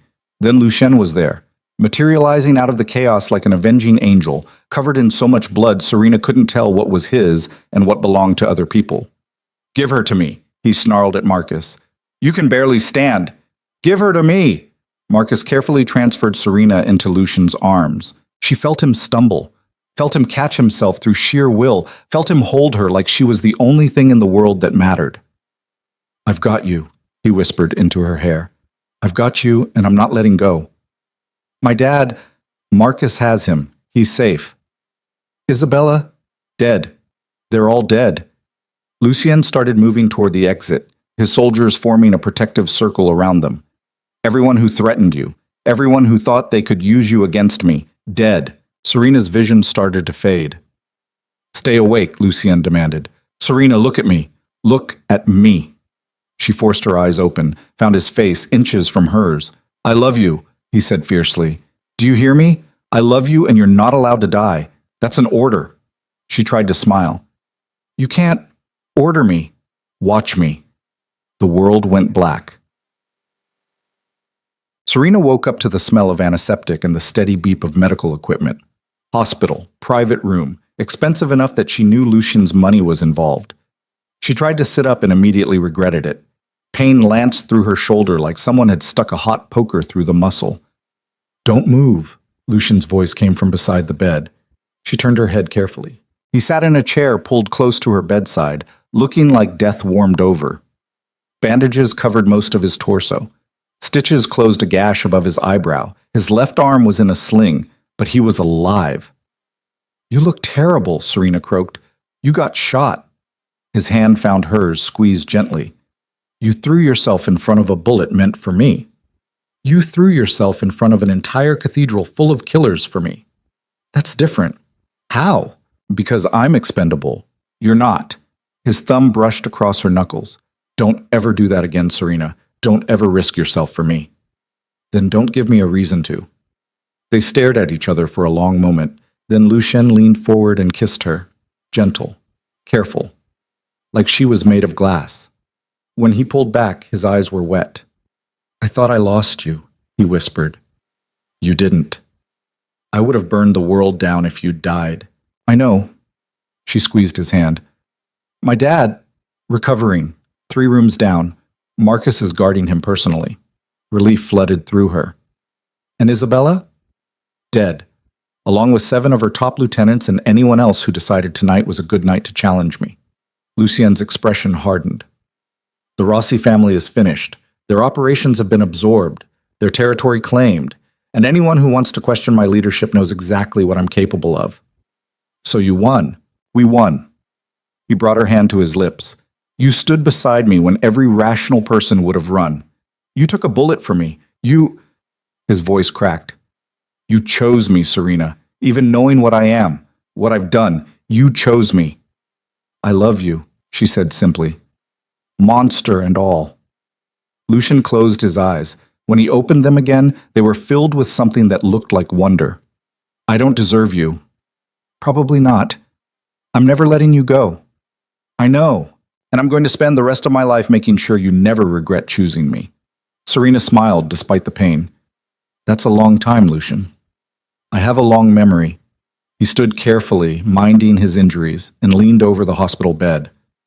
Rest, heal, and when you're strong enough, I'm taking you somewhere safe while I finish cleaning up this mess. No. He blinked. No, I'm not hiding anymore. Serena met his gaze.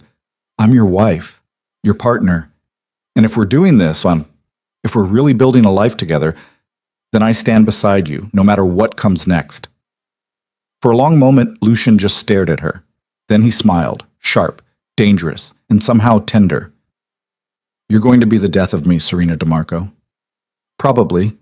He kissed her again, deeper this time, a promise and a claim all at once. And when he pulled back, his eyes held something that looked like peace.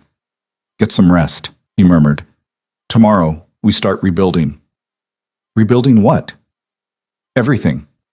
He brushed hair back from her face. The empire, our life. A future where you don't have to be afraid anymore. I'm not afraid, Serena said quietly. Not when I'm with you. Lucien's expression cracked, and for just a moment the monster everyone feared looked like a man who'd finally found something worth being human for. He settled back into the chair beside her bed, took her hand, and held it like he was never letting go. Outside, Chicago burned with the aftermath of violence. But inside that hospital room, surrounded by beeping machines and antiseptic smells, and the weight of everything they'd survived, Serena Vale DeMarco closed her eyes and finally felt safe. Because she'd married a monster, and monsters protected what they loved, no matter the cost. Recovery was slower than either of them wanted. Serena spent 3 days in the hospital before Lucian finally convinced the doctors to discharge her. 3 days of antiseptic smells and nurses checking her vitals and physical therapists teaching her how to move her shoulder without screaming. 3 days of watching Lucian pace her hospital room like a caged animal, directing his empire from a chair beside her bed while pretending he wasn't bleeding through his own bandages. Her father was released the same day. Thomas Vale looked 10 years older than the last time she'd seen him standing upright. The cancer treatment had saved his life, but the beating from Isabella's men had broken something inside him that medicine couldn't fix. He moved carefully now, spoke quietly, and looked at his daughter with a mixture of pride and guilt that made Serena want to scream. "I'm sorry," he said the first time they were alone together. "I should have fought harder, should have found a way to—" "Dad!" Serena cut him off. "You survived. That's enough." "Is it?" Thomas looked down at his hands. They still shook slightly. "You married a monster to save me, got shot protecting him, nearly died because I was too weak to—" "Stop." She reached across the space between their wheelchairs, because apparently getting shot meant she needed wheels for a few more days, and grabbed his hand. "You didn't ask for any of this. I made my choices, and I'd make them again." Even knowing what he is? Serena thought about Lucien, about the blood on his hands and the violence in his eyes, and the way he'd held her like she was the only thing keeping him human. "Especially knowing what he is," she said quietly. Thomas studied her for a long moment. Then he squeezed her hand and looked away, and Serena knew he understood even if he didn't approve. Some choices you made with your head, some you made with your heart, and some you made because the alternative was watching everyone you loved die. Lucian took them to a different penthouse, newer, bigger. So far above Chicago that the city looked like a toy beneath them. Floor-to-ceiling bulletproof glass, security that made the White House look casual, and enough space that Thomas could have an entire wing to himself while Serena recovered. "It's temporary," Lucian explained as he carried her through the front door, despite her protests that she could walk. "Until I'm sure no one's stupid enough to try again." "How long is temporary?" "However long it takes." He set her down on a couch that probably cost more than her old apartment and disappeared into what looked like a command center disguised as an office. Serena didn't see him again until midnight. When she woke from a nightmare about gunfire and her father's blood, Lucienne was sitting in a chair beside her bed, watching her with eyes that hadn't slept in what looked like days. "You should rest," she said. "So should you." "I was, until the dreams started." Lucienne's expression darkened. "What kind of dreams?" "The kind where I watch you die." She sat up carefully, minding her shoulder. Over and over, different ways, same ending. He stood and crossed to the bed, settling beside her with the careful movements of someone minding half a dozen injuries. "I'm not dead." "I know." "I'm not going anywhere." "I know that too." She leaned against him and he wrapped his good arm around her shoulders. "But my brain hasn't caught up yet." They sat like that for a while, just breathing together, existing in the same space without words. Finally, Lucienne spoke. "I need to tell you something." Serena's chest tightened. "That sounds ominous." "It's about your father's debt, the real story." He paused. "You deserve to know all of it." She pulled back to look at him. "I already know you fabricated it. Isabella told me, remember? She told you half the truth." Lucian's jaw clenched. "The debt was real, Serena. $400,000. Your father actually owed it." The world tilted. "What?" "The hospital bills were legitimate. The treatment costs were accurate. I didn't inflate anything." He met her eyes. "What I did was make sure the insurance company denied his claims. Made sure the hospital called in the debt early. Made sure you felt desperate enough to consider alternatives you'd normally never touch." Serena's throat closed. "Why?" "Because 6 months before I walked into Mama Lucia's, I saw you." His voice went quiet. "You were leaving the hospital, exhausted, crying, so goddamn beautiful it hurt to look at you. And I knew, the way you know things you can't explain, that you were mine. So you destroyed my life to make it true. I orchestrated circumstances, created opportunities." He touched her face. "But you still chose, Serena, every step of the way. You could have said no to the wedding, could have run when I gave you chances, could have refused to love me even when I gave you every reason to. You manipulated me. I did, and I'd do it again." No apology in his voice, just brutal honesty. Because the alternative was watching you slip through my fingers, losing you before I ever had you, and I'm too selfish for that. Serena should have been furious, should have pushed him away, should have done literally anything except press her forehead against his and close her eyes. I hate that I love you, she whispered. I know. I hate that you're exactly the monster everyone says you are. I know that too, and I hate that I'd choose you again, every single time. Lucian's hand tightened on her waist. Then we're both damned. Probably. He kissed her, slow and deep, and like he was trying to memorize every detail of this moment. When they broke apart, his eyes held something that looked like peace. I'm getting out, he said. Serena blinked. Out of what? The business, the empire, all of it.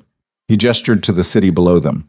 I've spent the last 3 days liquidating assets, transferring operations to people who can run them without me, setting up legitimate businesses to replace the illegal ones. Lucian, I almost lost you. His voice cracked. Twice. And I realized something while you were unconscious in that hospital bed. I don't want to be the king of Chicago's underworld anymore. I just want to be your husband. Tears burned behind Serena's eyes. You can't just walk away from an empire.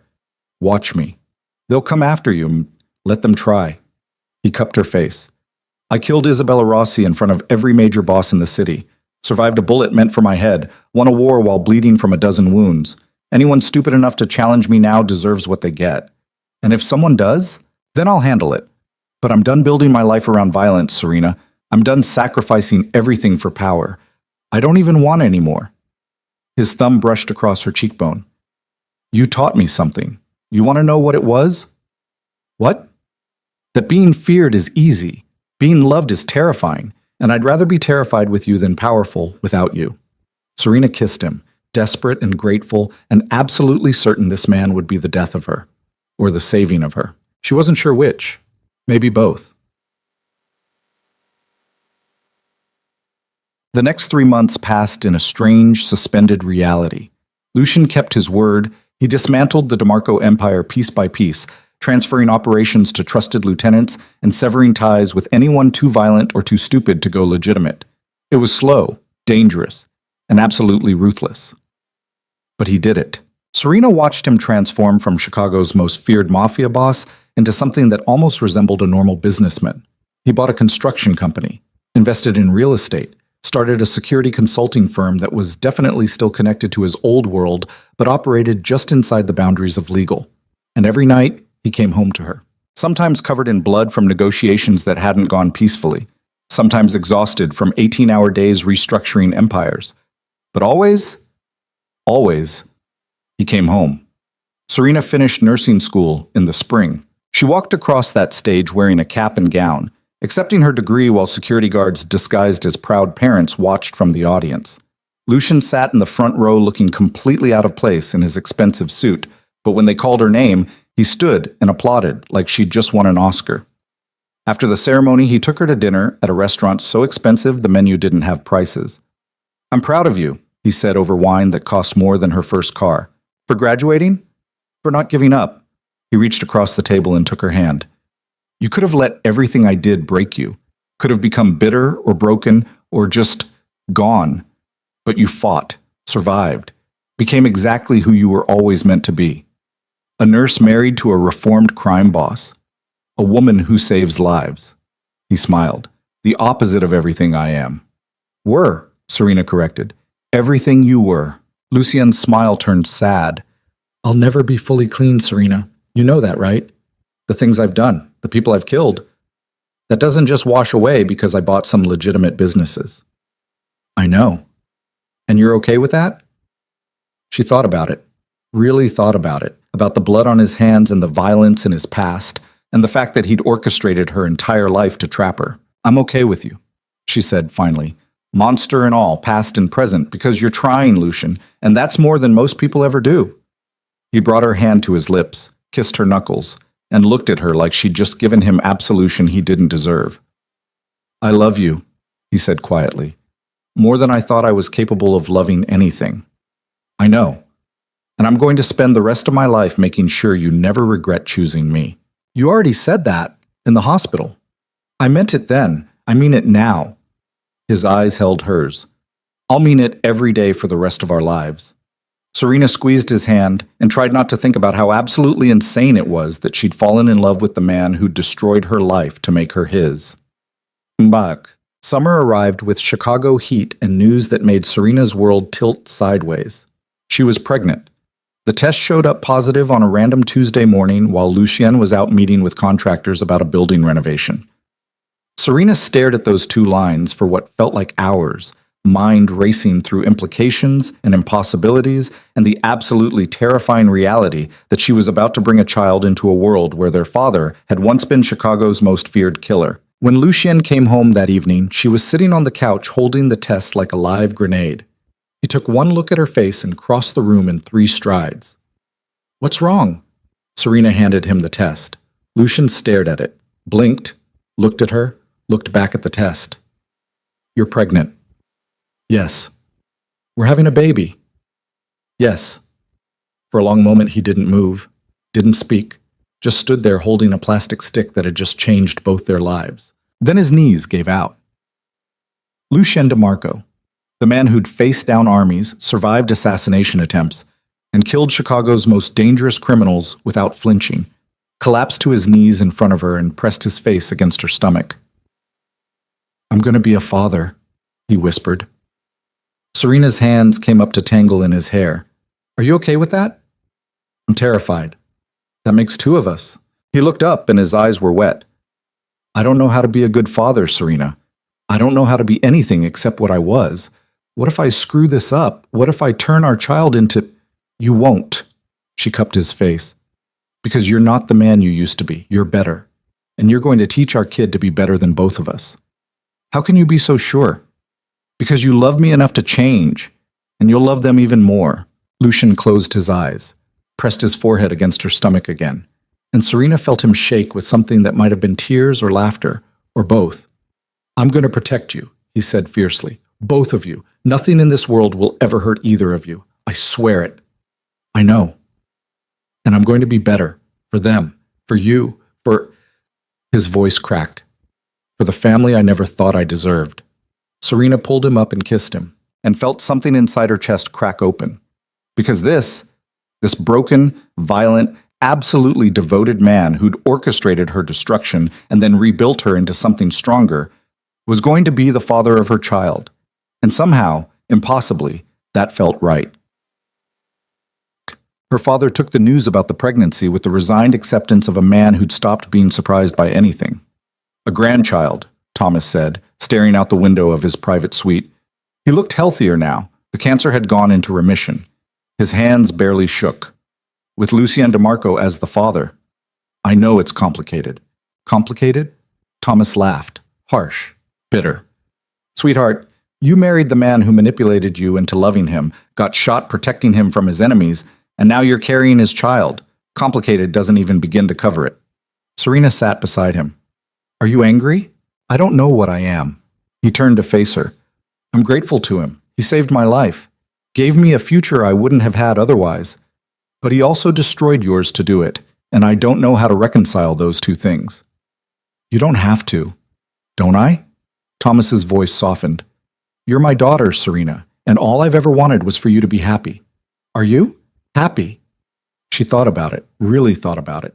About the blood and the violence and the manipulation and the lies. About Lucien's hands around her throat and his lips on her skin and the way he looked at her like she was the only thing in the world that mattered. "Yes," she said finally. "I am." Thomas studied her for a long moment. Then he nodded slowly. "Then that's enough for me." He reached out and squeezed her hand. "Just promise me something." "What?" "If he ever hurts you, really hurts you, you'll leave.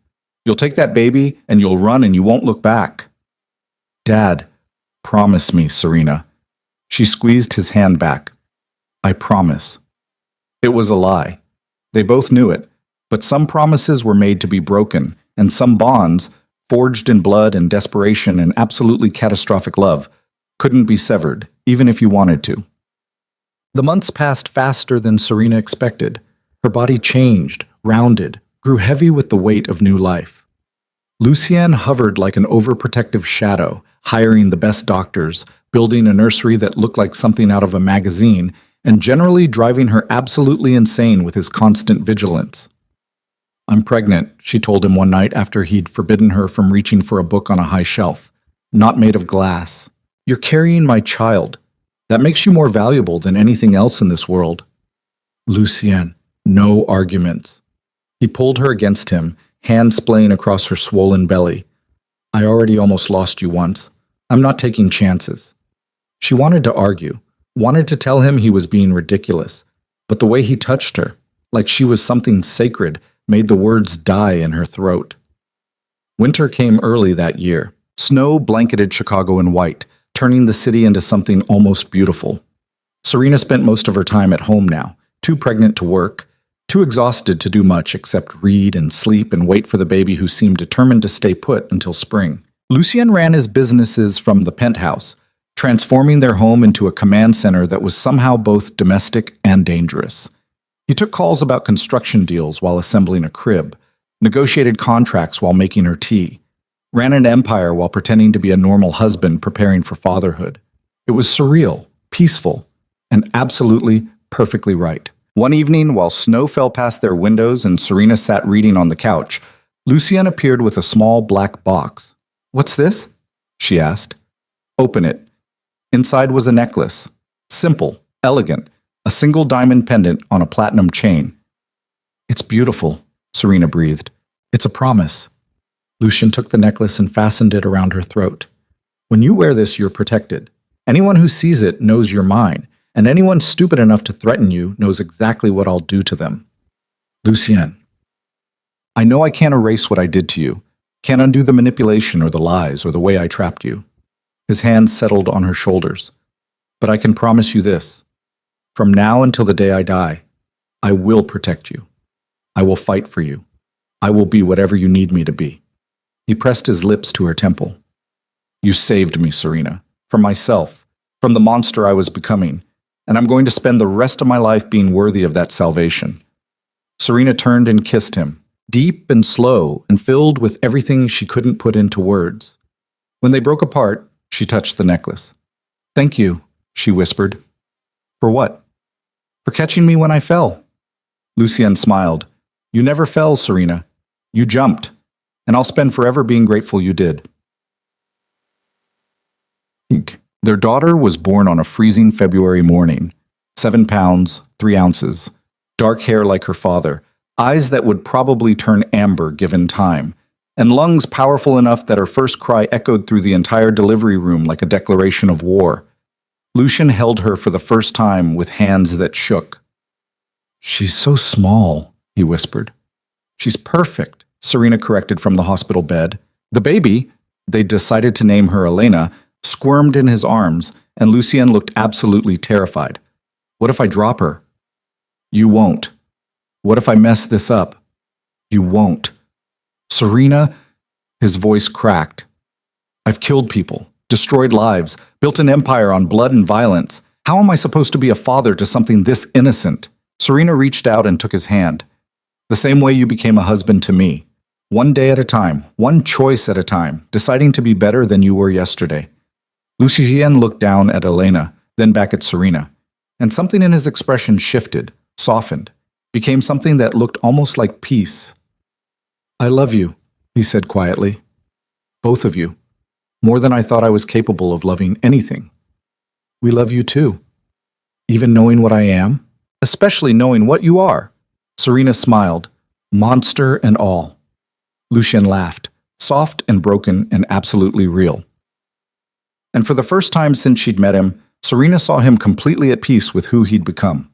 Not the Ice Prince of Chicago, not the killer who'd built an empire on fear, just a man holding his daughter and looking at his wife like they were the only things in the world that mattered. Chapped. They brought Elena home to a penthouse that had been transformed into something that almost resembled normal. No more war rooms, no more emergency protocols, just a nursery with soft colors and a crib that Lucien had assembled himself and enough baby supplies to stock a small country. Serena settled into motherhood with the same determination she'd brought to everything else. Sleepless nights, endless feedings, the beautiful chaos of keeping a tiny human alive while running on 2 hours of sleep and cold coffee. Lucian hovered like an overprotective shadow, handling middle-of-the-night diaper changes with the same intensity he'd once brought to contract negotiations. He was surprisingly good at it. Patient, gentle, absolutely devoted. "You're a natural," Serena told him one night while he rocked Elena back to sleep. "I'm terrified every second of every day," he admitted, convinced I'm going to break her or do something wrong or... "Welcome to parenthood," he laughed quietly. "Is it always like this?" "I don't know. I've never done it before either." She moved to stand beside him, watching their daughter sleep. "But we'll figure it out together." Lucian looked at her. "Together." "Together," she confirmed. He shifted Elena to one arm and pulled Serena close with the other, and they stood there in the soft glow of the nursery nightlight, watching their daughter breathe, surrounded by a peace neither of them had ever expected to find. Outside, Chicago still burned with corruption and violence and all the darkness they'd left behind. But inside their home, there was light, hard-won, blood-bought, absolutely real. Was. Serena returned to work when Elena was 6 months old.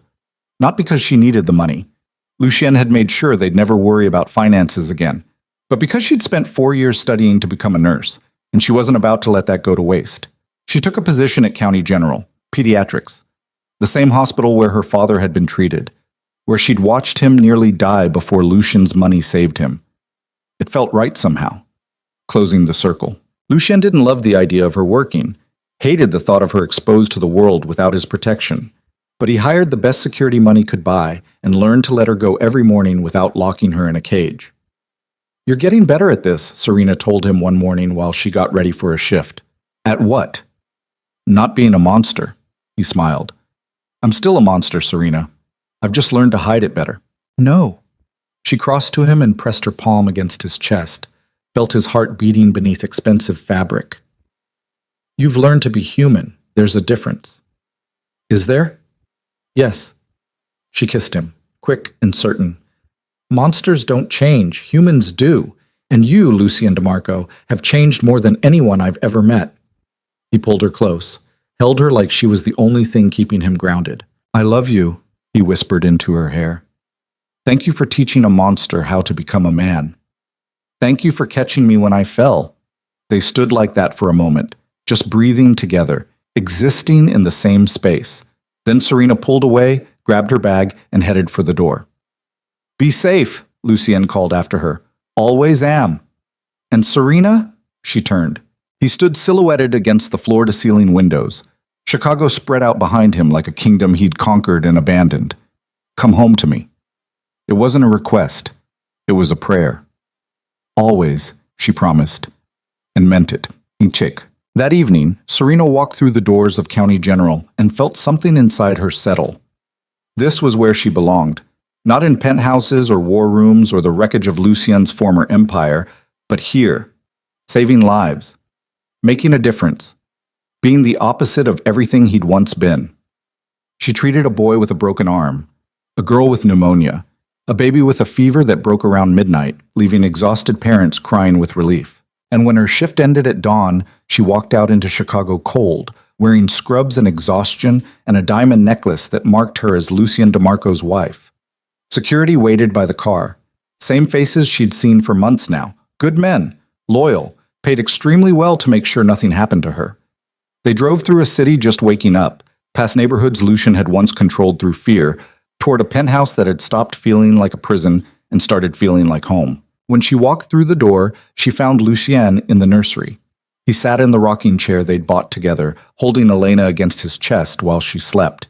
His eyes were closed, his expression peaceful. Serena's heart clenched, because this man who'd orchestrated her destruction and then rebuilt her into something stronger, had become the father she never knew she wanted for her child. "Hey," she said softly. Lucien's eyes opened. "Hey yourself. How was work?" "Exhausting, beautiful, everything I needed it to be." She crossed to him and pressed a kiss to his forehead. "How was your night?" "Elena had a nightmare around 2. Took an hour to get her back down." He smiled tiredly. "But we managed." "You're getting good at this." "I'm getting better." He stood carefully, transferring Elena to her crib with practiced ease. "Still terrified I'm going to mess it all up." "Join the club." They stood together watching their daughter sleep, and Serena felt the weight of everything they'd survived settle over her like a blanket. The manipulation, the violence, the blood, and the lies, and the absolutely catastrophic love that had transformed them both. "Do you regret it?" Lucian asked quietly. "Any of it?" Serena thought about the girl she'd been before him, broke, desperate, drowning in debt and exhaustion and a future that looked like nothing but struggle. Then she thought about the woman she'd become. A wife? A mother? A nurse saving lives in the same hospital where her father had nearly died. "No," she said finally, "I don't regret any of it. Not even the manipulation? Not even that." She turned to face him. "You gave me a choice, Lucian. Maybe not a fair one. Maybe not one I would have made under different circumstances, but I chose you, and I'd choose you again." He pulled her close. "I don't deserve you." "Probably not, but I'm keeping you anyway." "I know." They kissed, slow and deep and filled with everything they'd built from the ashes of who they used to be. When they broke apart, Lucien pressed his forehead against hers. "I used to think power was everything," he said quietly.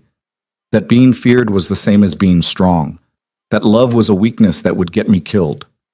And now I know that loving you is the bravest thing I've ever done." He cupped her face. "You terrify me, Serena DeMarco, because you're the one thing in this world I can't control, can't manipulate, can't force to stay if you decide to leave." "I'm not leaving." "I know, but you could, and that scares me more than anything I've ever faced." Serena kissed him again. "Then I guess we're both scared." "Of what?" "Of how much we love each other. Of how badly we could hurt each other if we wanted to. Of raising a child in a world that's still dangerous, even though you've tried to make it safe. We'll figure it out. Together?" "Together," he promised. They stood like that for a long time, just holding each other in the soft glow of the nursery nightlight while their daughter slept and Chicago burned quietly outside. And Serena realized that this imperfect, complicated, absolutely real life they'd built from blood and desperation and catastrophic love was exactly what she'd been searching for all along. Not a fairy tale, not a romance novel ending where everything was perfect and nothing hurt, but something better, something real. A monster who'd learned to be human, a girl who'd learned to be strong, and a love that had survived everything the world threw at it. Serena closed her eyes and let herself believe that maybe, just maybe, they were going to be okay. Not perfect, not easy, but okay. And sometimes, okay was more than enough. Years passed. Elena grew into a bright, fierce child with her father's eyes and her mother's stubbornness. Lucien's legitimate businesses thrived. Serena's career flourished. Thomas Vale lived to see his granddaughter's 5th birthday before the cancer finally claimed him, peaceful and surrounded by family. And through it all, Lucien and Serena built something that looked almost like normal. Breakfast together. Bedtime stories. Family dinners where Elena demanded to know why her daddy had so many scars, and Lucien carefully explained that sometimes people made mistakes before they learned to be better. The Underworld didn't forget Lucien DeMarco. Couldn't forget him. But he'd carved out a space between his past and his future where he could exist as something other than the monster he'd been. Some nights, Serena still caught him standing by the windows overlooking Chicago, bourbon in hand, looking at the city like a king surveying an abandoned kingdom. "Do you miss it?" she asked one of those nights. "Sometimes," he admitted. "The power, the fear, the certainty that I controlled everything. And other times?" He turned to face her. "Other times I look at you and Elena and realize I never controlled anything that mattered until I learned to let go." Serena crossed to him, took the bourbon from his hand and set it aside, pressed herself against him and felt his arms come around her like coming home. "I love you," she said, "monster and all." "I love you too." He kissed the top of her head. "Thank you for catching me when I fell." She smiled against his chest. "You never fell, Lucien. You jumped, and I'll spend forever being grateful you did." They stood like that while Chicago glittered beneath them, a city full of secrets and violence and all the darkness they'd chosen to leave behind. But inside their home, inside the life they'd built from blood and desperation and absolutely catastrophic love, there was light, hard-won, blood-bought, absolutely, perfectly real. And as Serena closed her eyes and listened to her husband's heartbeat, and her daughter's soft breathing from the nursery down the hall, she realized something that had taken her years to understand. Sometimes the worst choices led to the best outcomes. Sometimes monsters became men. Sometimes girls who thought they were drowning learned they could breathe underwater. And sometimes, just sometimes, falling into darkness was exactly what you needed to find the light. Serena had married a monster who manipulated her into loving him. And she'd do it again, every single time. Because that monster had taught her something no one else ever could. That love wasn't about being perfect. It was about choosing each other. Again and again. Through blood and violence and all the broken pieces of who you used to be. Until the day you looked up and realized you'd built something beautiful from the ruins. Something worth fighting for. Worth dying for. Worth living for. Serena pressed a kiss to Lucian's chest, right over his heart.